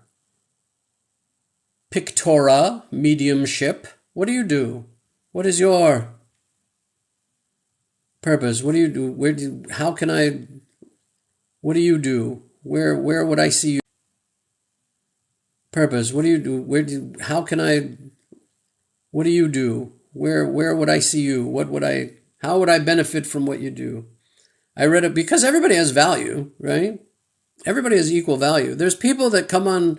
There's one lady in particular that I'm thinking of, and she calls me a rock star. She's always so impressed when I go on her lives or I go like one of her videos. She's always like, oh my gosh, I can't believe it's you. And I'm like, I'm just a guy like everybody else, right? I'm flattered. I'm honored that you think so highly of me, but I'm just a guy like everybody else. I've read a bunch of books. I got some stuff I can spew out of my mouth, and it's true. But, I mean, there's nothing really super special about me, except that I have been willing to open myself up and step into my purpose now and do some things that most people would consider excruciatingly embarrassing. But I don't care, right? You like it, you don't like it. It turns out people like it. So I'm cool with that. So my question is, what do you do? What value do you present? I read a book about living the present and forget the past. It helped me with anxiety and more. Yeah. I mean, sometimes it's hard to forget. We don't want to just suppress. We don't want to repress. We want to, let those things out. But certainly we don't want to dwell in the past, right? We want to move forward. Read, read, read. Never stop learning. Absolutely. What's my zodiac? I was born November 22nd. So I'm told that puts me on the borderline between Scorpio and Sagittarius. So apparently I create horrible, evil plans to plot incredible vengeance, but I never do it because I'm too nice. If I got that right. I don't know much about that stuff. New in your fan club, I'll be catching up on more of your videos during tomorrow's chemo session. Well, Katerina Emanuel, good luck on your chemo session. I hope it goes well. Try thinking about feeling well after it's over, because I know that can be pretty rough. I've known a couple of people that have had to go through that. And I hope that the outlook is bright for your condition. We all will be sending you healing and light energy your way. Just know that we're all with you and we appreciate you, and thanks for being part of our family. So bring your love and light with you to your chemo session. All right. And thanks for bringing me to your chemo session. Glad to be there with you, buddy. All right. We get this. We kick cancer's ass. You admire me so much. Sending hugs. Thank you. I hope you admire Katerina too and sending her hugs. Hello, the ginger. It gives me hope. Hello, super special person. Me and my cat 24. Welcome to you as well. You realize the world is a mirror, right? The world, here, let me tell you a secret. I'm going to get up really close. You ready? The world is a mirror. Anything you see in me, everything you say to me, you're actually saying to yourself. What? Yes. So all these people that come on my page and they're like, oh, you're amazing, you're wonderful, I appreciate it. I will accept those comments. Thank you. I appreciate your adulation. Thank you so much. I appreciate you. But I hope you realize that I'm rubber, you're glue, bounces off me and sticks to you. Right? I'm a medium. I'm a large. Ow! Comedy 101 right there. I'm a medium. I speak to people who have crossed over to bring healing and peace. Podcast coming. Excellent. Beautiful. People need that. My grandma likes you. Okay. How you feel about it? Grandma likes me. I like grandma. Tell Grams I said hi. Is grandma on TikTok somewhere? Or you show her? Sorry, I'm going to lean back and put my leg up. All right.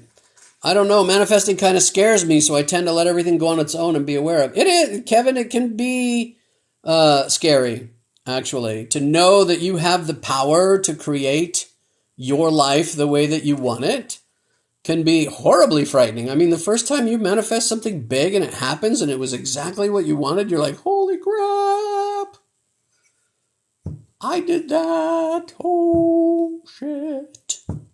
Now you feel like, you're Harry Potter with the wand and you're like, now I got to be careful because I got this thing that I know that I can do. I got to be careful how I use that, right? So, yeah, it can be scary, but just do it more. You'll get comfortable with it. It's fine. It's not scary. I mean, it's as natural as anything. It's not anything weird. It feels weird. It feels magical, but it's not magic. It's quite normal. And it's going to happen whether you feel weird about it or not. So don't. Is there a link between the law of attraction, praying, spells, etc.? Praying is manifestation. I like it when Christians come in here and they're like, your manifestation is of the devil. And I'm like, really? Do you pray? And they're like, yeah. And I'm like, what do you pray for? I pray for health. I pray for a job. I pray for the welfare of my family. I pray for, okay. So you're sitting down, concentrating and appealing to a higher power for a specific outcome that you want in your life. How is that different? Jesus Christ was the master manifester, right? Story after story of Christ manifesting, right? So, yeah, I like that discussion. So yeah, actually my wife prays. That's how she manifests. And she's way better at it than I am. I wish I could get her to come and talk. She's not here, she's at work, but yeah, she's way better at manifesting than I am. Way better. And when she prays for something, you better get out of the way because it's fixing to fall out of the sky right where you're standing. It's pretty amazing. So yeah, it's all the same thing. It's all just sitting down and thinking about and concentrating on what you want. What results do you want in your life?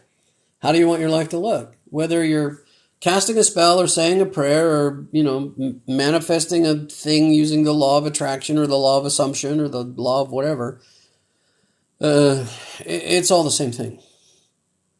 A rose by any other name would smell as sweet.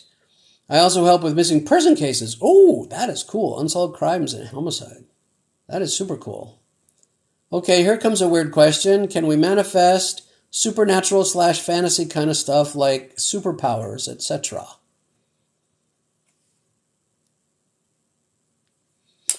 There are those moments where, there's a car accident and somebody's trapped under a car and somebody else comes up and lifts the car off of them. Right? You've heard stories like that. And so there are those moments where we sort of forget that we have physical limitations, right? And in the heat of the moment, we do what has to be done.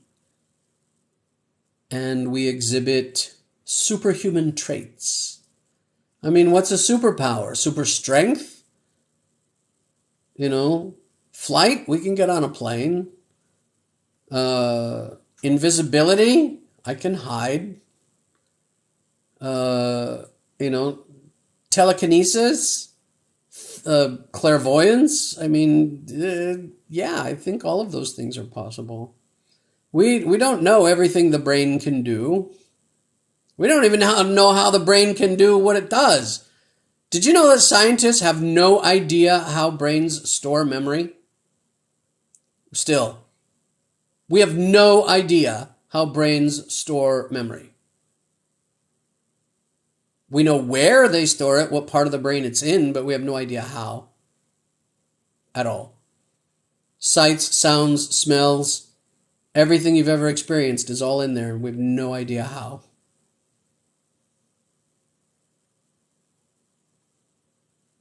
We have no idea how it works.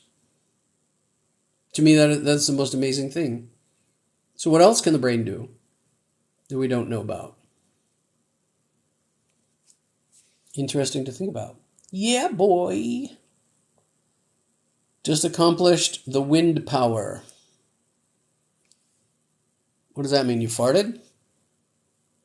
Super interesting. Yes, Pictora, that's awesome. Thank you. You're very welcome. Sending hugs to Katerina too. Yes. Holy crap. Yes, that's what I'm often thinking. So we all manifest even if we don't mean to? Yes, 24/7, 365. So your thoughts lead to your actions lead to your habits lead to your results. Thoughts are things. What you think about is what you are creating.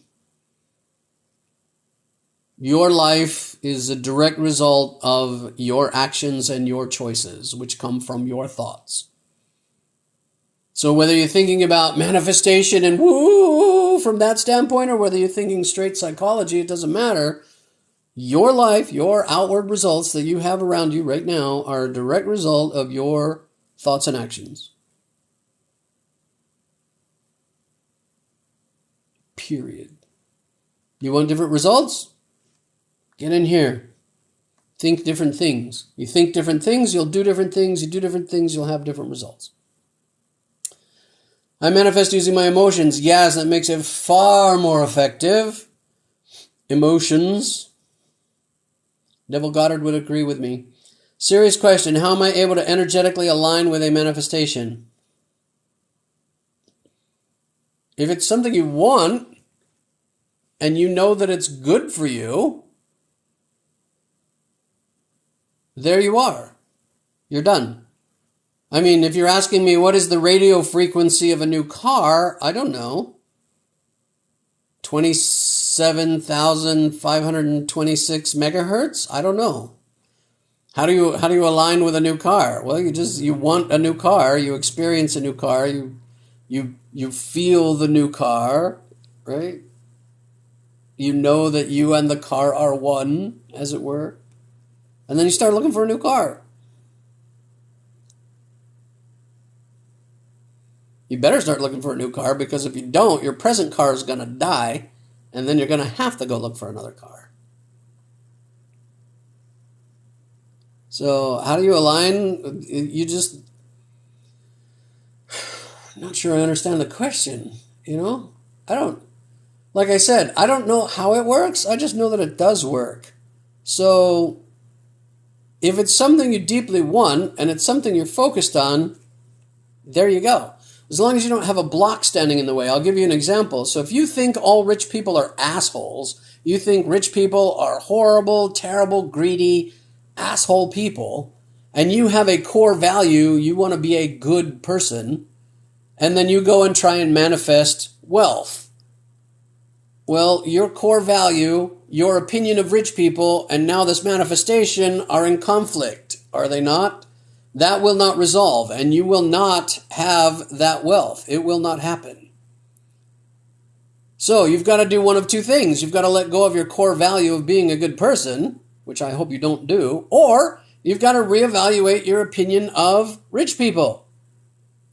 So find rich people who are kind and loving and giving and generous, and focus on those rich people and focus on being like those rich people. And once you do that, once you remove that belief that was in conflict, once you remove that or change it, now you're clear to go manifest your wealth. Right? And that's true of everything. So focus on, how do I feel about this thing that I'm trying to get? How do I feel about people who already have that? How do I feel about, how do you feel about rich people? If you're trying to manifest wealth, how do you feel about rich people? Are you happy for them? Or are you resentful? If you're resentful, you're not going to get rich. You don't want people resenting you.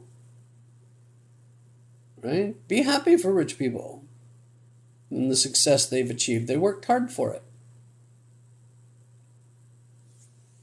Right? Good chance you already have superpowers. Unlocking them should be doable. Yeah, you already have superpowers. It's just letting them come out. Dude, you and I would have a great combo. I'm sure we would. Sun Tao Spirit. I have a lot of really good friends that I've met on here. Howdy, by the way, Sun Tao Spirit. Let's go heart chakra. I don't know nothing about no chakras. Sun Tao Spirit. I'm going to write your name down. Sun Tao Spirit. If you follow me, I will follow you back, and we will have said conversation. How about that? Laughing, laughing, laughing. Yes, sir, indeed. I think you're great because you always bring it across so funny, right? The reason I do that, why do I bring it funny? A couple of reasons. One, it makes it memorable. Two, I have fun doing it. Three, I'm trying to boil it down as simply as possible, and I'm trying to make the complication seem ridiculous, or the counterpoint seem ridiculous. Right? Whatever I'm trying to tell you in my video, I want you to get it. And so the counterpoint, I try to make it look as ridiculous as possible, so you're like, oh yeah, that makes sense. Right? I could sit here and just blah, blah, blah, blah, blah, blah, blah, kind of like I'm doing today. That's boring. I'd rather do something silly and help you remember it and realize the point with much more power. How come you skipped my comment? Because I didn't see it. Let me back up. Soraya. Where was it?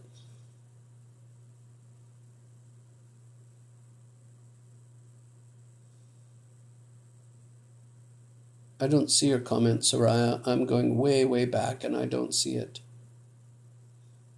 Way back there.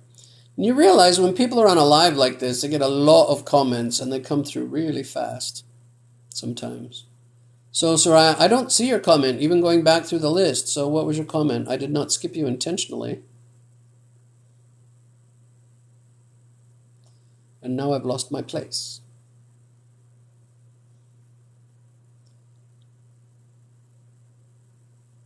Did that. Okay. Sending hugs. Yeah. Oh, now I'm way back here.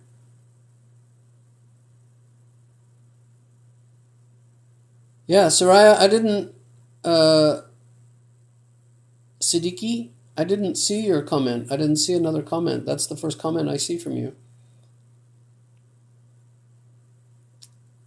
Just sit with it and you. Okay. Started 2 minutes ago, manifest my car like I manifest little things daily when you say the word car. There you go, bam. And now again, yeah. Because I said car. Car. You align by setting up the intention first. Ah, there you go. Right, yes. Holy crap, it works so well, yes. Hermetic laws. Okay, I'll take your word for that one. Kabbalion. I don't even know what that means. As Jordan Peterson would say, 1% at a time. 10 rules for life are a great start. There you go. Great book. Hermetic law. Yes, very interesting read. Eye-opening for me. Funny equals higher energy. That too, yes. Howdy, Rails to Roads. Soraya, I'm sorry. I didn't mean to skip you, but if you're still here and you want to tell me whatever you wanted to tell me, I'd be happy to read your comment and answer your question. Why some people rich, other poor? Because they want to be. Or they think they have to be. Self-concept. I remember as a small child sitting at the dining room table with my mother and father. Was probably 8. I'm guessing 7, 8 years old. And my dad used to work at Ford Motor Company. He worked in a factory. And my mom used to work for the telephone company. And they were both talking to me, and they're like, you should do good in school, because if you do good in school, then you can get a good job, and, then you can sit at a desk and wear a tie instead of having to work so hard in a factory like your father does. I said, yeah.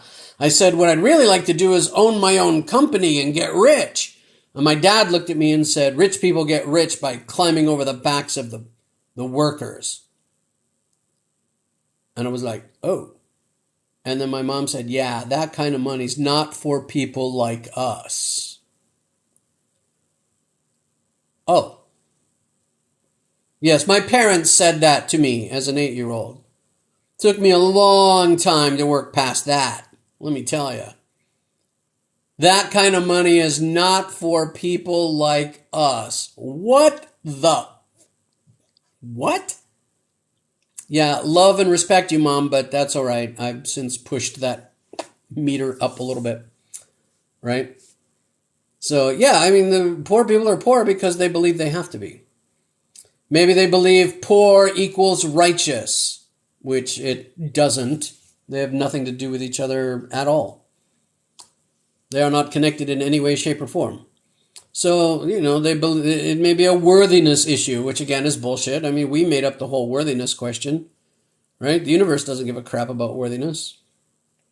So, ancestral beliefs, genetic codes, yeah, all of it, right? You grew up with that type of belief too? Yeah, it takes a while to work through that stuff sometimes. You heard things like that too? I own my own business, so yeah, exactly. I mean, we can love and respect our parents, but we don't have to be them, and we don't have to believe what they taught us. We can change. We can rewrite that stuff.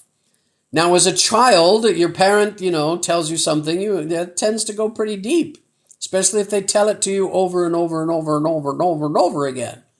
It might take some work to dig that stuff out of there, rewrite it, but you can. And it doesn't mean you don't love your parents. You can still love and respect them and not be them. You can love and respect them and not do what they taught you.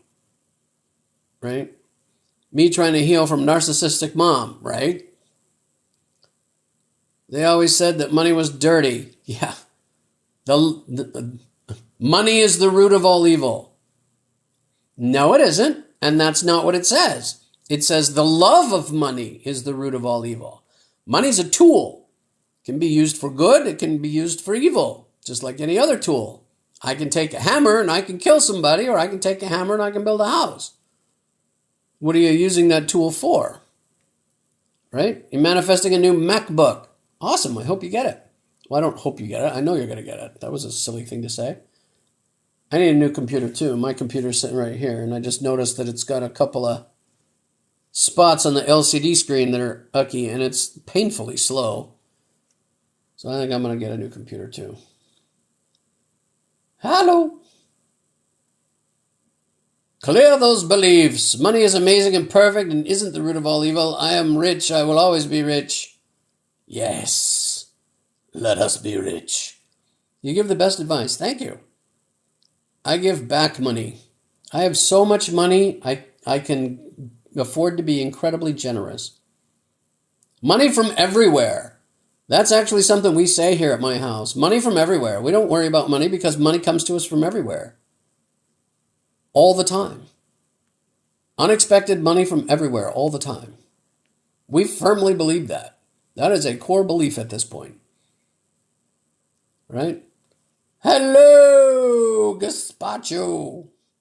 I know that's not how you pronounce that, but that's what I'm going to say.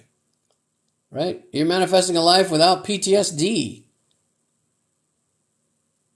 Excellent. I hope you find that.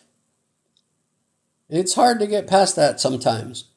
Although I know a girl I used to work with. She was in the army, and she was in Iraq, and she was shot in the leg, healed up from that bullet wound in the leg, and then fell backwards out of a helicopter and broke her back. And the lower portion of her back is actually now fused together with a little cage that holds it together. And so if there was anybody who was going to have PTSD, it certainly would have been her, because that's not all that she went through. But to look at her and talk to her and know her, you would never know. And not because she's masking either. She's dealt with it.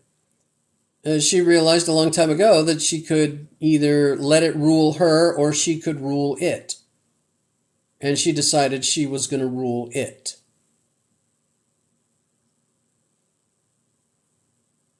And she's amazing. And her name is Katrina.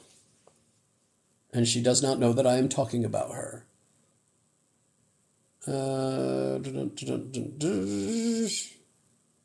You just started reading The Magic of Believing, Ginger. Buckle up, Buttercup, because you're fixing to go for a ride. Sophie Soferson. I'm the one rewriting my family story. I feel nervous, but also excited for the future. Awesome. Yeah, you got to break that chain. If there's bad stuff that's been getting passed down through your family, you got to break that chain. I prayed for Ukraine the other day at 11:11, and then I woke up at 11:11 also the other day. Yeah, I hear a lot about 11:11, the numbers thing. You know, I don't know that I put a lot of stock in that, but that's just me personally. I don't down anybody that does. I mean, again, whatever you believe in, that's what's true for you. You know, what you believe is true for you is what's true for you. So you like that stuff, you go. You do you, right? Don't let me or anybody else tell you otherwise, right? It's exactly how you pronounce it. Oh, gazpacho. Okay. Fabulous. Beautiful story. Thank you. You're welcome. I've cleared those beliefs. I'm from another country, and those beliefs are all around the world. Absolutely they are. Bestie, Monet the goat. What's up, sister? About time you got here. I've been here for 2 hours already. Where you been? Right? Hello, Miriam K. Thanks. Yeah, it's good to pray back to the universe and help others. Absolutely. Right? Why not? Let's use our powers for good. Let's use our powers for good. Why not? It's not just for you. It's not a selfish power. It's a power for good for everybody. Let's help everybody. Let's make the world a beautiful place. What if everybody in the world had everybody else's best interests at heart? What kind of world would that be? If everybody in the world not only cared about their own well-being, but they cared about everybody else's well-being as well. What? That's crazy. Wait, where have I heard that concept before?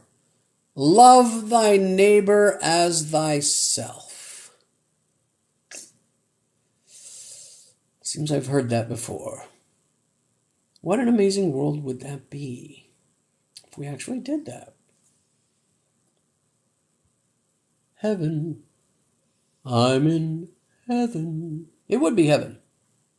Heaven on earth. Oh, what's happening? So, Monet, how are you? How's life? How's things? We answered your question, as I recall. I don't remember what your question was, but we answered your question the other day. How's it going? How are you feeling? How's things? Feeling good? Everybody else? Has anybody here done the life purpose exercise? And if so, what were the results? I don't necessarily need you to put your life purpose on here, but how do you feel about what you came up with? Was it an impactful experience for you? Because when you get that sentence right, it's very impactful, right? Has anybody here done it? Makes sense. People who hate themselves hate others too. Yes, very much. Hey, you helped me out a lot with your videos, so thank you so much. Well, thank you. I'm so glad that I do. We all wonder that if we're doing good in this world, right? We all do what we do.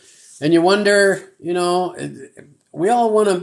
everybody wants to have a meaningful life, right? To whatever degree you can. And it's just good to know that I'm actually helping people. I appreciate that. I hear that all the time, and it really makes me feel good, right?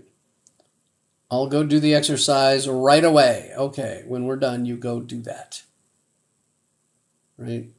I did a life path manifest the other day on YouTube and saw the 3 ways my life would have went. Okay, I'm not familiar with that exercise. I don't know how productive that would be, knowing that you had branches. I mean, I'm more interested in what I'm supposed to be doing now, personally. And doing that. Maybe that would be productive, though. That would be interesting, certainly. I'll go do the exercise right away. I choose the one I'm going to. Good. Let's talk about projection. Perception is projection. Talking about projecting one's frustrations, angers onto other people. What are we projecting? Everything is projection. Everything you think or feel about any other person on this planet is projection. I already knew my purpose was to write fiction books. There you go. Isabella knows her purpose. She's living in it. And it feels good to do that, doesn't it? Feels good. Yes and yes. Right? Gonna try the exercise now. It's a very moving experience when you get it right. Yeah, everything is projection, right? Which is where the followers of Neville Goddard, that's what he meant when he said everyone around you is yourself pushed out. That's what he meant, is that you are projecting your self-image onto everyone that you know. And, your image of who they are is not really who they are, right? They are who they are in their own minds, and then you have a concept of who they are. So like all of you here, you have a concept of who I am based on our interaction and what you know of me, which is through my videos and through my lives here. But you don't know me in my everyday existence, and so your concept of who I am is probably very different from my concept of who I am, and my wife's concept of who I am, and everybody else's concept of who I am. right? That's what that means, is that we have our own self-concept, and then everybody else has a concept of us based on their own interpretation and observation, right? And so the world quite literally is you and your interpretation of all the people around you. Oh, now we've got off into a little strangeness, haven't we? Right? Let me back up here. Yes. Hey, lovely. Hi and byes. I have horses to do, but just wanted to say you're most amazing creator. Thank you. 888 JD. Appreciate you. Take care of the horses. Only 1 year ago did I choose that I want to go to university. Before that, I wanted to do apprenticeship. Okay. I'm going to study business this September. Cool. I'm grateful that I will be successful, and I'm sure you will. I pray for everyone here on this live for them to be successful. That is very generous of you. It's the frequency of perception. Yes, I would agree. Thank you. You're welcome. Have you read The Rational Male? Is there such a thing? Isn't that a work of fiction? No, I have not read The Rational Male. I've been wanting to make it a part of my daily routine to send loving, healing energy out to everyone. That is a fabulous habit. That is a fabulous and amazing habit, and more of us would do well to have that habit, I think. Yeah, sending out some healing energy and peace and love out to the world, that would be amazing. Imagine if we could get like even a third of the world doing that. A couple of billion people sending out healing love and light. I really need a glass of water right now. I'm out of coffee. Oh, no, I'm not. Got just a little bit left. Now I'm out of coffee. How do you send it out? You just sit down. Feel love. Imagine someone that you really, really love, and imagine that feeling. And then just imagine that feeling is radiating outward from you, either to a specific person target or just to the world at large, or to a specific area or a specific group of people or to a specific wherever. And just sit and feel that love for them. I mean, for me, that kind of takes the image of a white light, which is also healing energy. And I just imagine like a beam of light shooting out from my head into them. I mean, that's just how I do it, but you can do it any way that you want.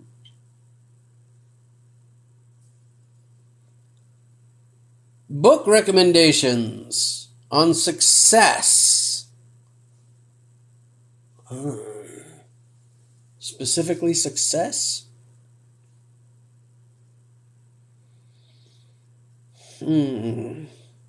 Anything by Napoleon Hill.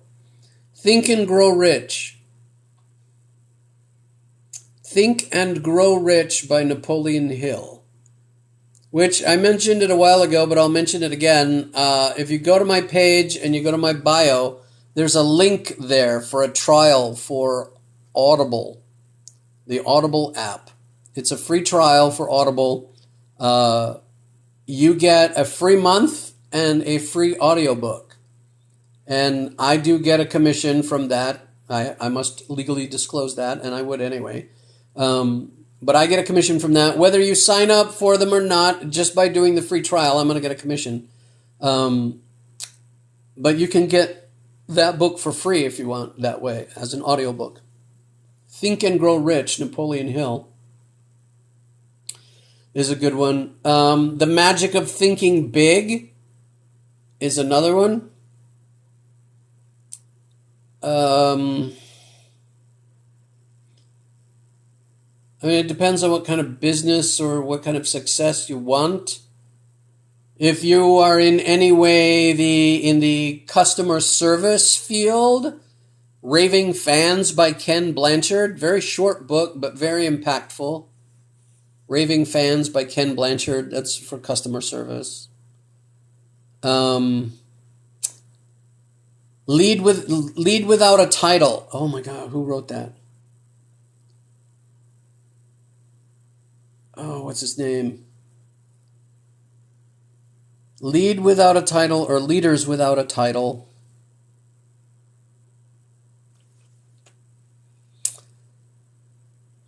Same guy that wrote The Monk Who Gave Away His Ferrari, I think it was. He used to be a lawyer. I can't remember his name. But the name of the book is either Lead Without a Title or Leaders Without a Title. That's a great book for success.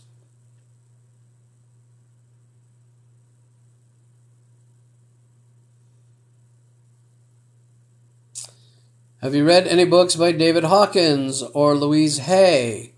I just earlier on this very live recommended Letting Go by David Hawkins. And I don't believe I've read any Louise Hay. I've tried a couple of times. It just didn't... It's just not my cup of tea, you know? And that's why there's more than one personal development or manifesting coach in the world, is because we all resonate with different people, right? And so I've not read a lot of Louise. Not that she's not good. I know that she is. It's just not my own particular... I like chocolate ice cream. Louise is pistachio, right? Just different. Not right or wrong, good or bad, just different. Right? Have you read The 48 Laws of Power? I have not. Who wrote that? Who's the author of The 48 Laws of Power? Do you think we're on this earth for a reason? I don't know. Do you? That's what's important. Robert Greene. I've never heard of Robert Greene. But I'm going to write it down. 48 Laws of Power. That's a law of laws. Robert Greene with an extra E. I'll check it out. One of my friends doesn't believe in God, and it made me very sad and anxious, thinking that we're not here for a reason. We're here for whatever reason you want to be here for. Truth is what you decide it is. Quite honestly. So if you think you're here for a purpose, my question is, what's that purpose? And if you don't know, why don't you know? If you think that we're here for a purpose and you're not doing everything you can to find out what your purpose is, why aren't you? I mean, if your greatest joy and most fulfilling life lies within living your purpose, why aren't you trying to find out your purpose?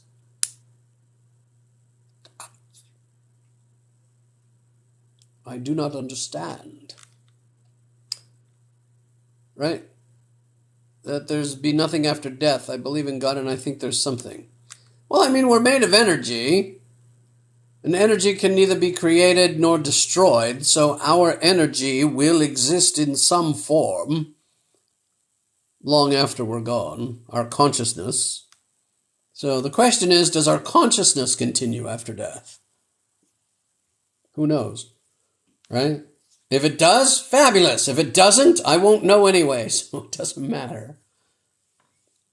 What if you get overconfident in yourself? How can you handle this? The world around you tends to handle it for you. If you turn arrogant, the world tends to let you know. Just remember that arrogance tends to come from, or overconfidence comes from a sort of an overinflated sense of self, which quite honestly comes from a low self-esteem. It's typically artificially overinflated, and even if it's not artificially overinflated, that you just genuinely believe you're something super special, just realize that it's a realization that what keeps me grounded is the realization that everyone has exactly the same potential. Any single one of you could be sitting in my place, giving us exactly the same information. Had you had my experience, you would be doing so. And there's nothing different about me or my potential or my light or my ability than anything that you could come up with. We're all the same.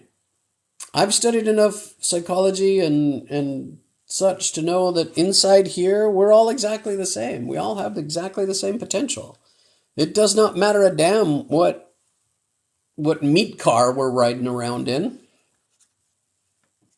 right? So I don't care anything about what your meat car looks like. I know that we're all the same in here, where it counts. And so that's what keeps me grounded, is knowing that the only difference between me and you is our life experience. And, what you've chosen to do with what you have to this point. Book recommendations on influence positively.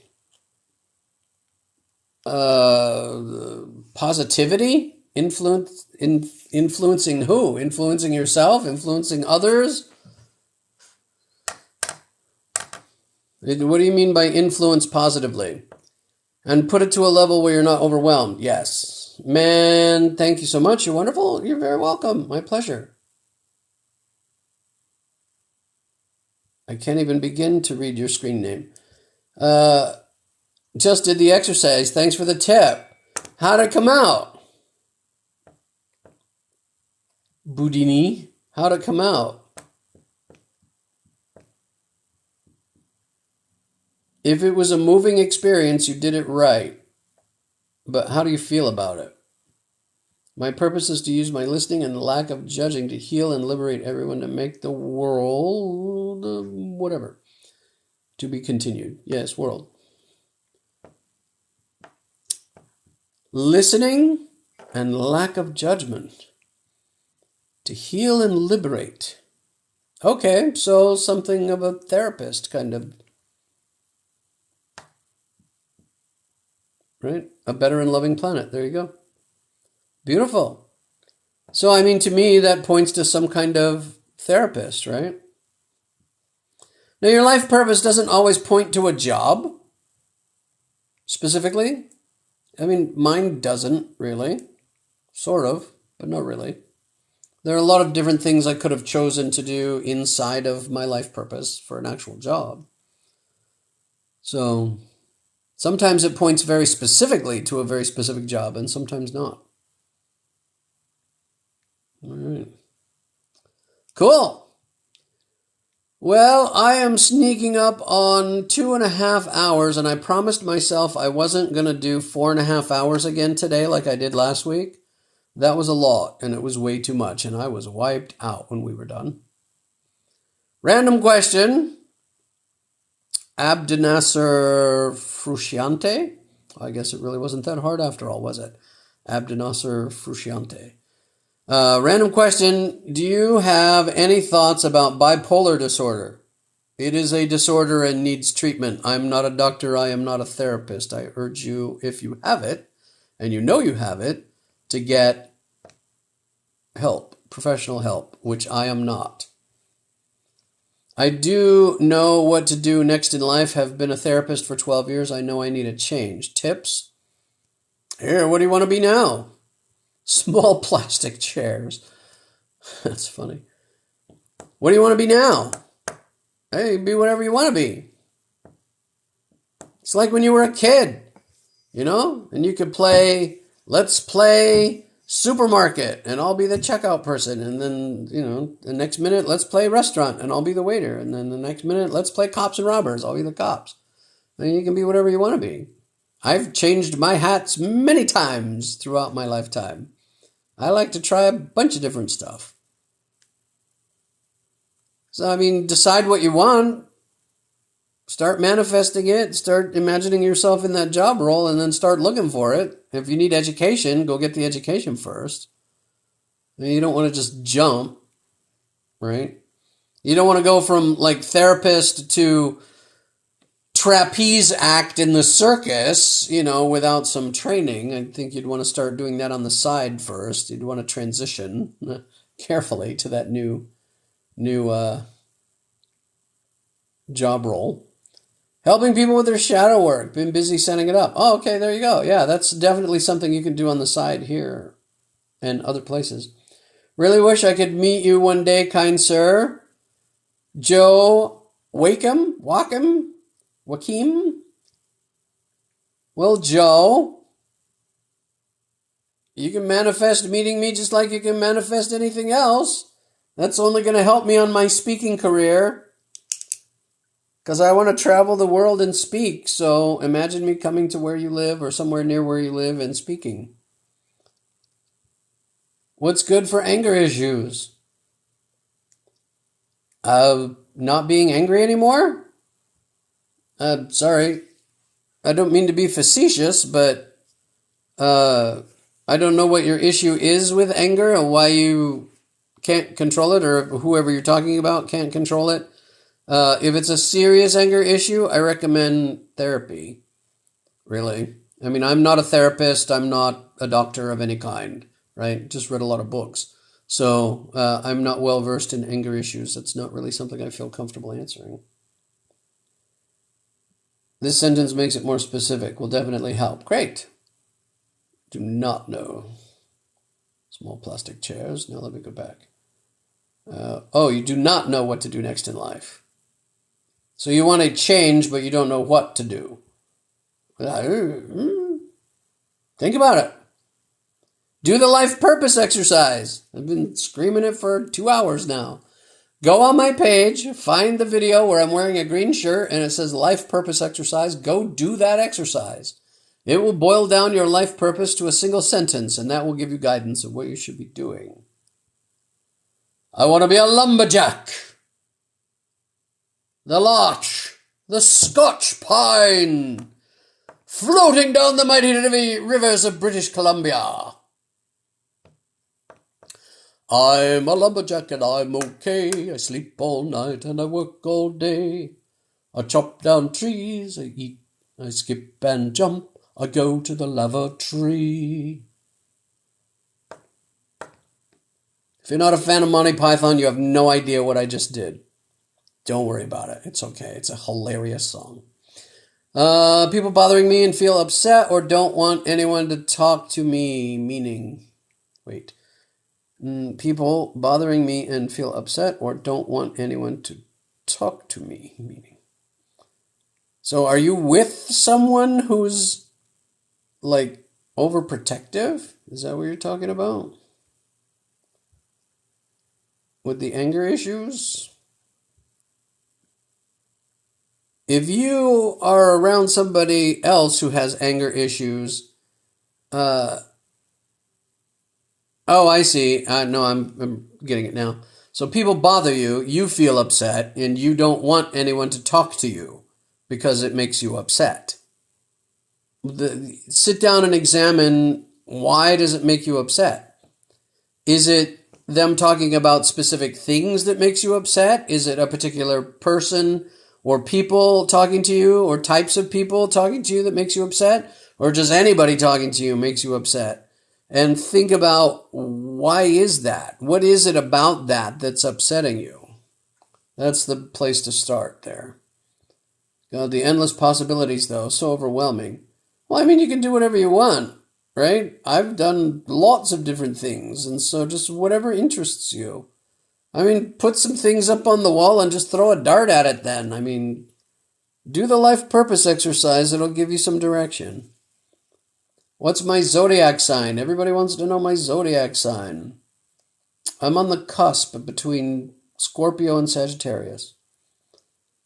I'll manifest you to come to Lisbon so I can buy you a cup of coffee. Done! Lisbon, Portugal, right? Portugal? Somebody in Madrid the other day said they were manifesting me and my wife to have dinner with him and his wife. So apparently I'm having coffee in Lisbon, and then I'll be having dinner in Madrid. And somebody else is manifesting me having tea with them. I assume that's possibly in England somewhere. So yeah, I have a lot of people to go and meet. And I really look forward to that, sincerely. I really look forward to getting to meet everybody in person.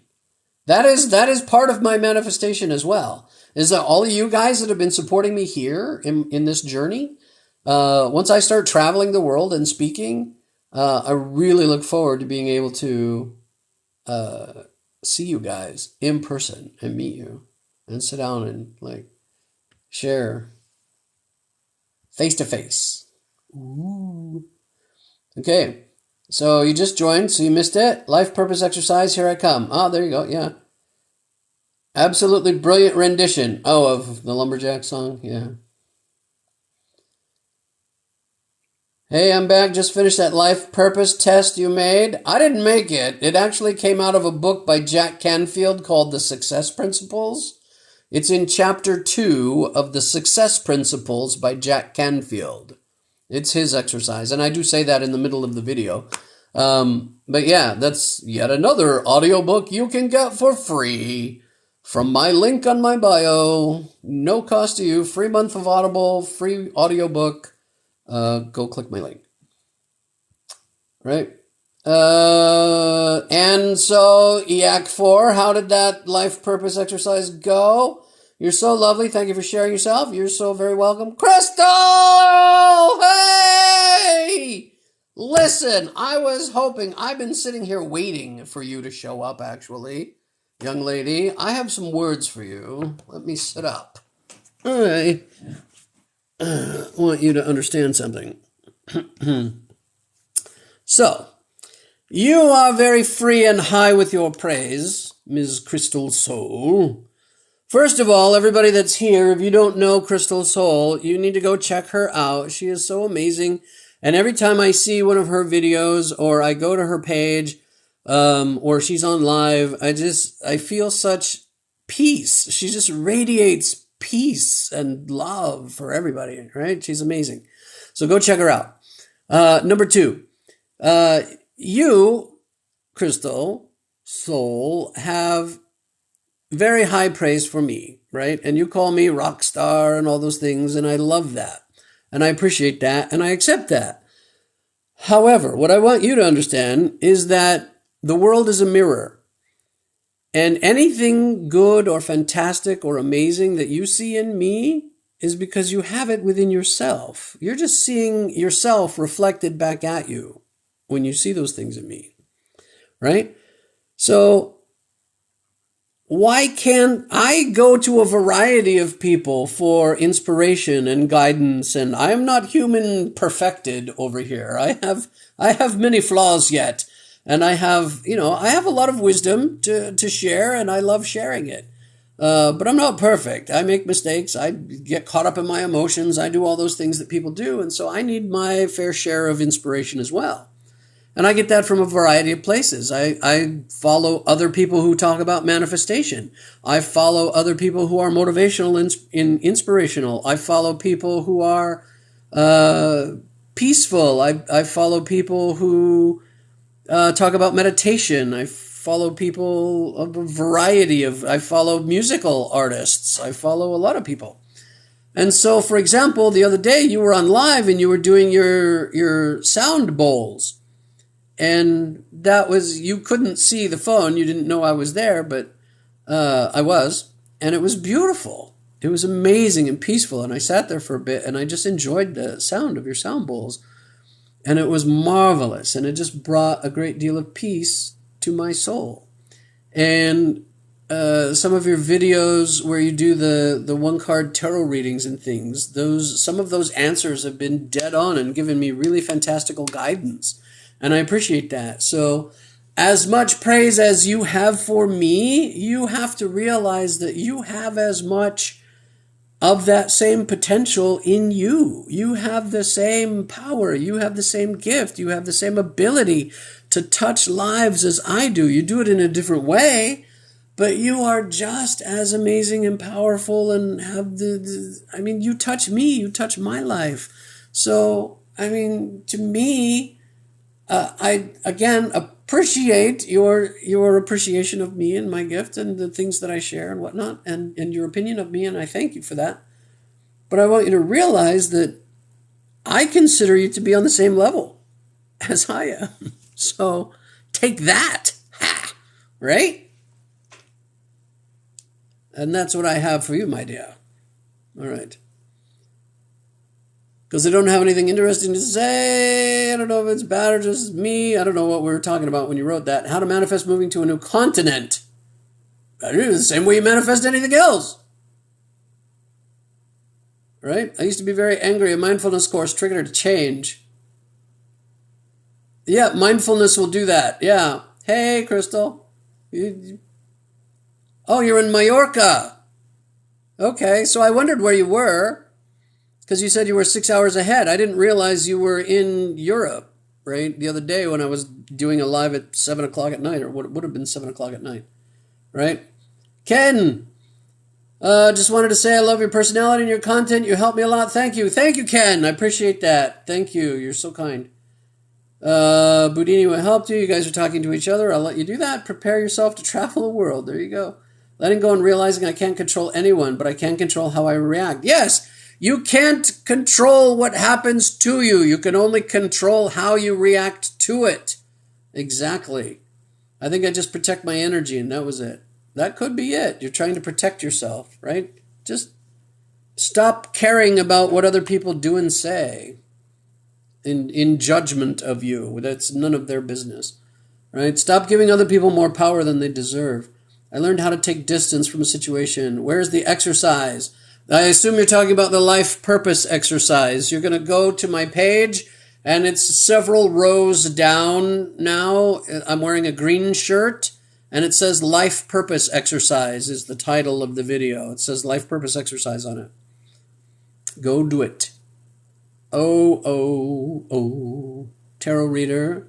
Me? I am not a tarot reader. Crystal is. Aw, stop. No, I am not going to stop. Took a long time and was very difficult, but worth the effort. I'm a happy man now.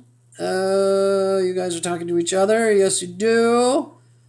I'm a dip now. Have a great day. Bye, Marilyn. If you're still here, bye. So my results for the life purpose. Bum, bum, bum. My purpose is to use my leadership skills to be successful and be rich, to help people be happy and kind and healthy.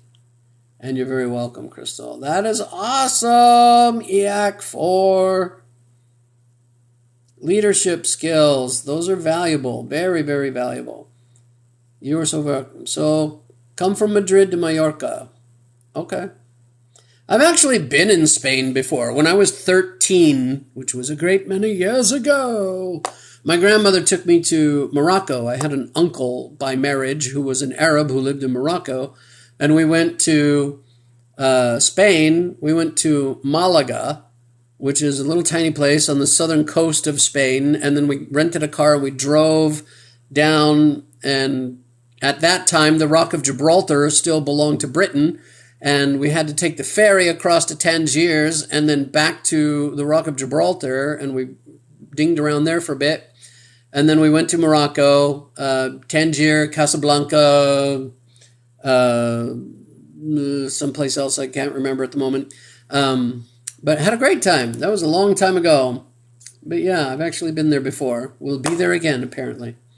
So I'm doing well. How are you today, Spooky Kawaii? Blue looks good on me. Thanks. My wife buys all my clothes.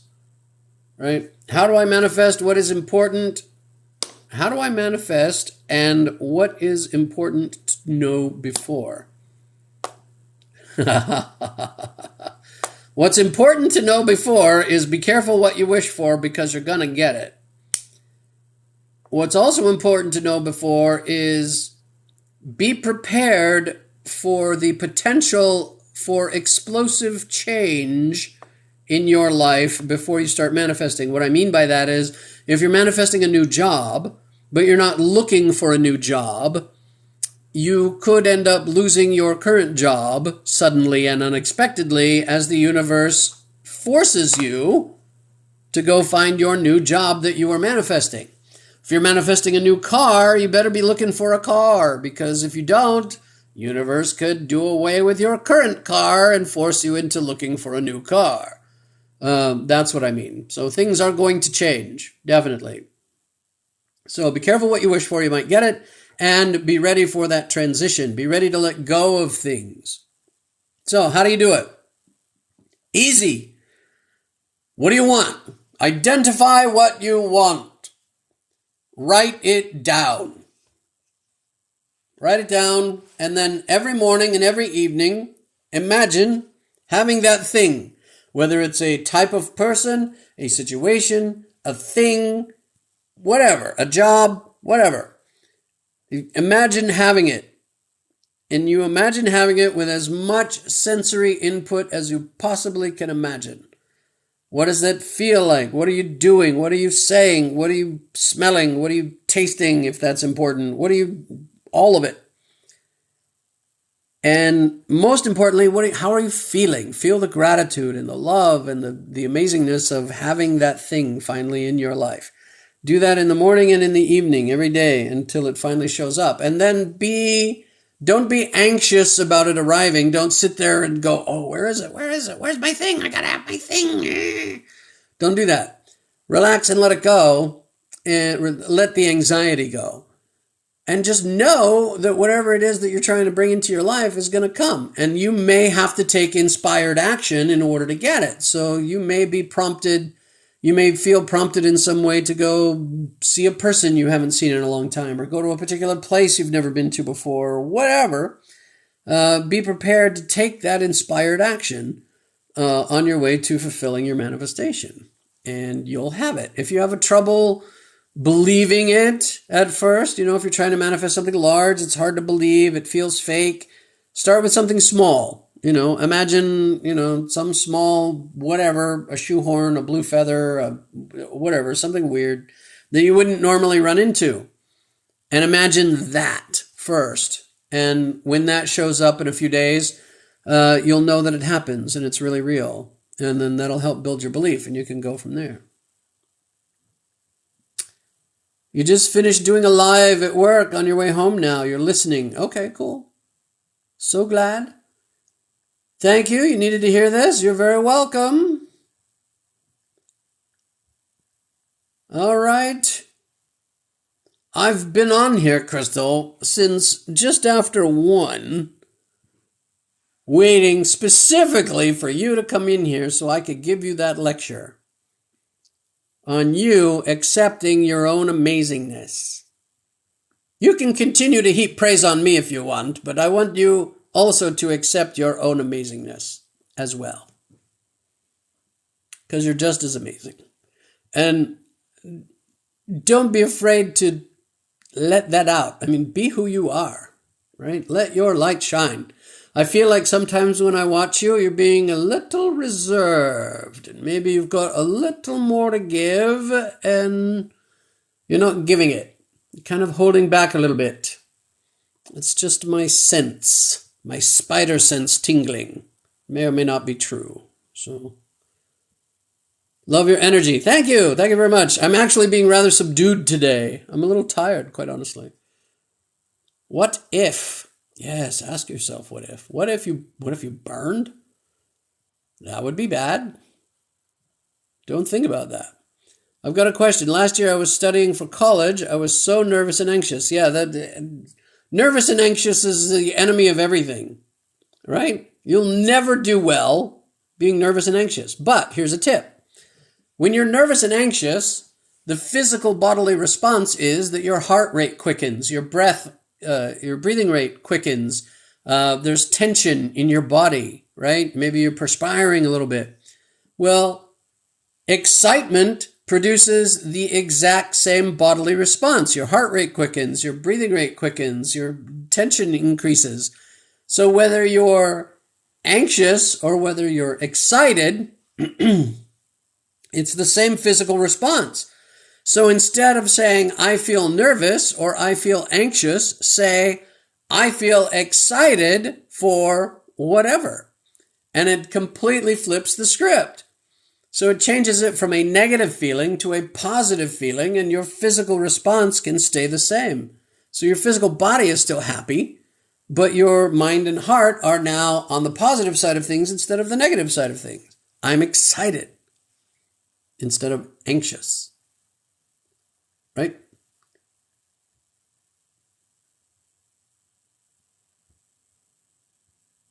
This is true. But at the end, this is true, Crystal, about you holding back a little bit. I sense that you're just a little bit afraid to let out the real you and be the lioness that I know you are.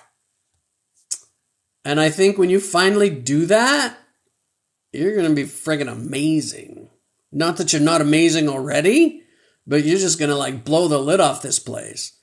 When you let the lioness out, oh my gosh. I'll be paying money to go to your seminar. But at the end, I got in my top choice. How did that work? Oh, you were all nervous and it still worked out anyway?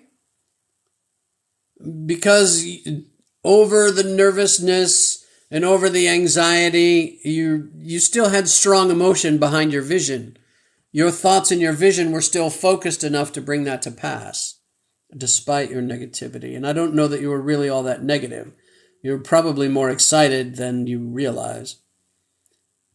Because I ruminate on past condos, and when I say excited instead, it ingrains in me. Yes. Let that light shine, Crystal. Yep. Because I'm doing tarot and scared my religious family might hear me. I knew there was a reason. Yeah, well, not everybody knows my TikTok side either. I don't necessarily bring this guy to work, right? Or to the rest of my family. A prophet in his own land, right? At some point, you're just going to have to say, religious family doesn't pay the bills. Love you, my religious family. Care about you deeply. Respect you fabulously. But I'm going to live my own life and make my own choices. And if you don't like it, that's your choice to not like it. But I got to be who I got to be. And you've too much to offer the world not to do that. So love, honor, and cherish them and do your thing. And until they find you, there's no reason to be scared. Right? If they don't know that you're doing it, then why hold back? After they find you, I would think would be the time to be nervous. But they haven't found you yet, so go and do it. Thank you. You're welcome. Appreciate you a lot for sharing these videos. Thank you. You're very welcome, Rose. Rose Connors. I am very grateful for you being part of the family. So very grateful. I'm so glad that oh, they're on TikTok? Do they know you're on TikTok?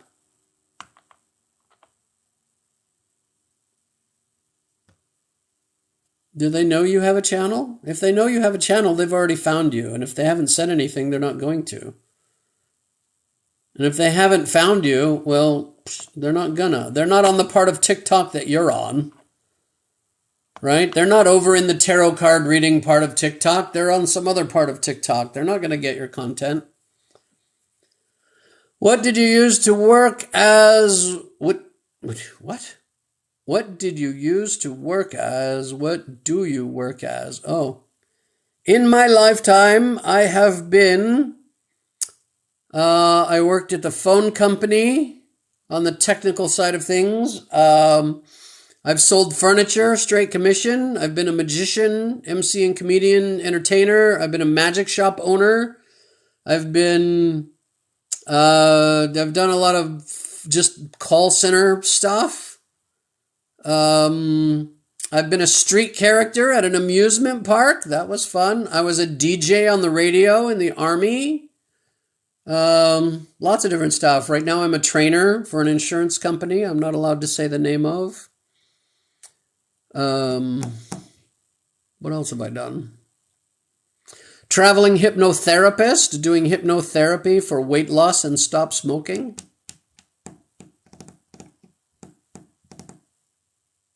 Lots of very interesting things. They probably do now. Well, if they know you're there and they haven't said anything, they're not gonna say anything.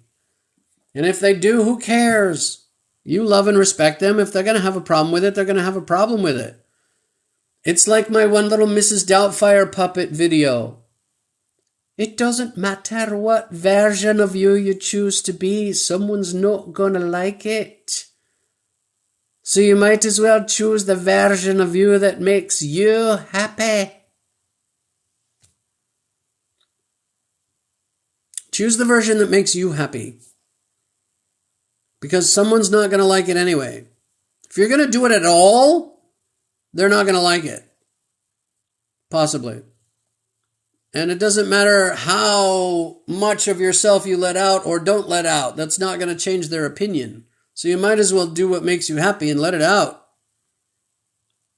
Live it for real. Come on now. What the spirituality term means for you. What does spirituality mean for me? Spirituality means for me whatever you think it means to you.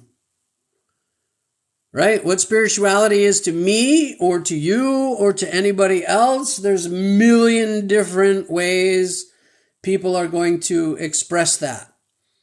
And they're all right. Whatever way you think is right for you to express your spirituality, that's what's right for you.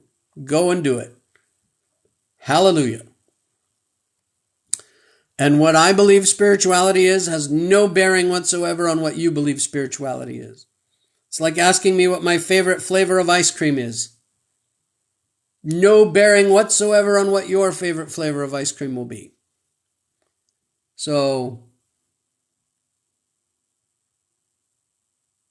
what I think it is, is irrelevant. Right? Crystal? Wow. You do magic too? I've still got boxes and boxes of crap in the garage. As a former magic shop owner, I have forgotten more magic tricks than most people ever bother to learn. It's an impressive resume. Variety is the spice of life. Yeah, either that or I just can't keep a job. One of the two, right? It's different to, I'm going to assume that's supposed to say everyone, yeah? Yeah, oh, there it is, everyone. Yes, it is different to everyone. But I'm curious, this is why I asked. Currently, I don't know that I really have anything that I could define as spiritual in my life. Being on here is about as close as I get to my spirituality, is getting in contact, the connection that I have with my audience. And the connection that I have with where I believe some of my inspiration comes from for the videos that I make. So I guess right now that's my spirituality, is really my channel, my page. Why are you curious? I'm curious why you're curious. Any advice of smashing my interview on Wednesday? Imagine yourself smashing it.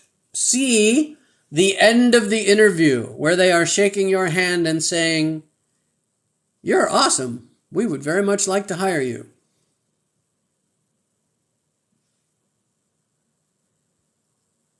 My favorite flavor of spirituality is mint chocolate chip. Mine too!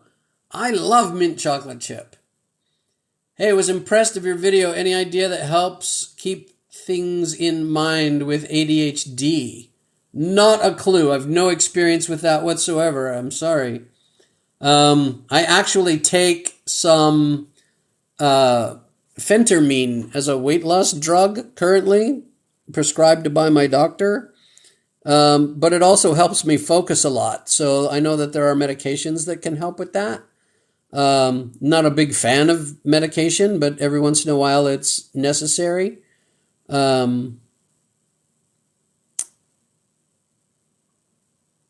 So, yeah, I mean, I would definitely seek medical advice on that one. Which video was it that you saw that you were impressed by? In situations I don't remember anything. I have trouble with memory as well. How old are you, Bastian? Just forget it. Kit Kat, Catty Cat, Cat has some strange comments from time to time. How old are you, Bastian? If you're male and you're above 45, I would say get your testosterone checked, because that's what my issue was when I started having serious memory problems. My testosterone was low. As soon as I got a supplement, it greatly improved. Also, ginkgo biloba is an amazing supplement. All right. Well, boys and girls, I've been on here 3 hours, and I had promised myself I was not going to do another 4.5-hour marathon like I did last week. I am insanely thirsty at the moment, and I have nothing to drink. And it's time for me to get off. Thank you, Crystal. I appreciate it. Thank you. Oh, look at you. You're so nice. Thanks for the gifts. Oh, just silliness. Right, and on that note, take care, sir. Thank you. Thank you so very much. Thank you, Crystal. You're awesome. Thank you. Thanks. Are we just going to trade gifts back and forth? Is that how that's going to go? Thanks for the love. Have a good rest of your day. You as well. Live. Well, live and love. I suppose they both apply. Have a great day. Have a good rest of the day. Bye. 33. Video about self-developing. I'm in therapy and looking for a better future. Yes. Excellent. All right. Even at 33, you know, it might be worth a hormone check. Right? Bye, everybody. I love you all. Thank you for being fans. Thank you for being on my page. I appreciate you so much. And if you've ever got an idea for a video you want to see, go to the Q&A. Ask me a question, and I would be happy to make a video on whatever topic you want to see, okay? Thank you, Daisy. Thank you. Love you guys. Appreciate you so much. All right. Last chance likes. I'm leaving. And you are fabulous. Bye.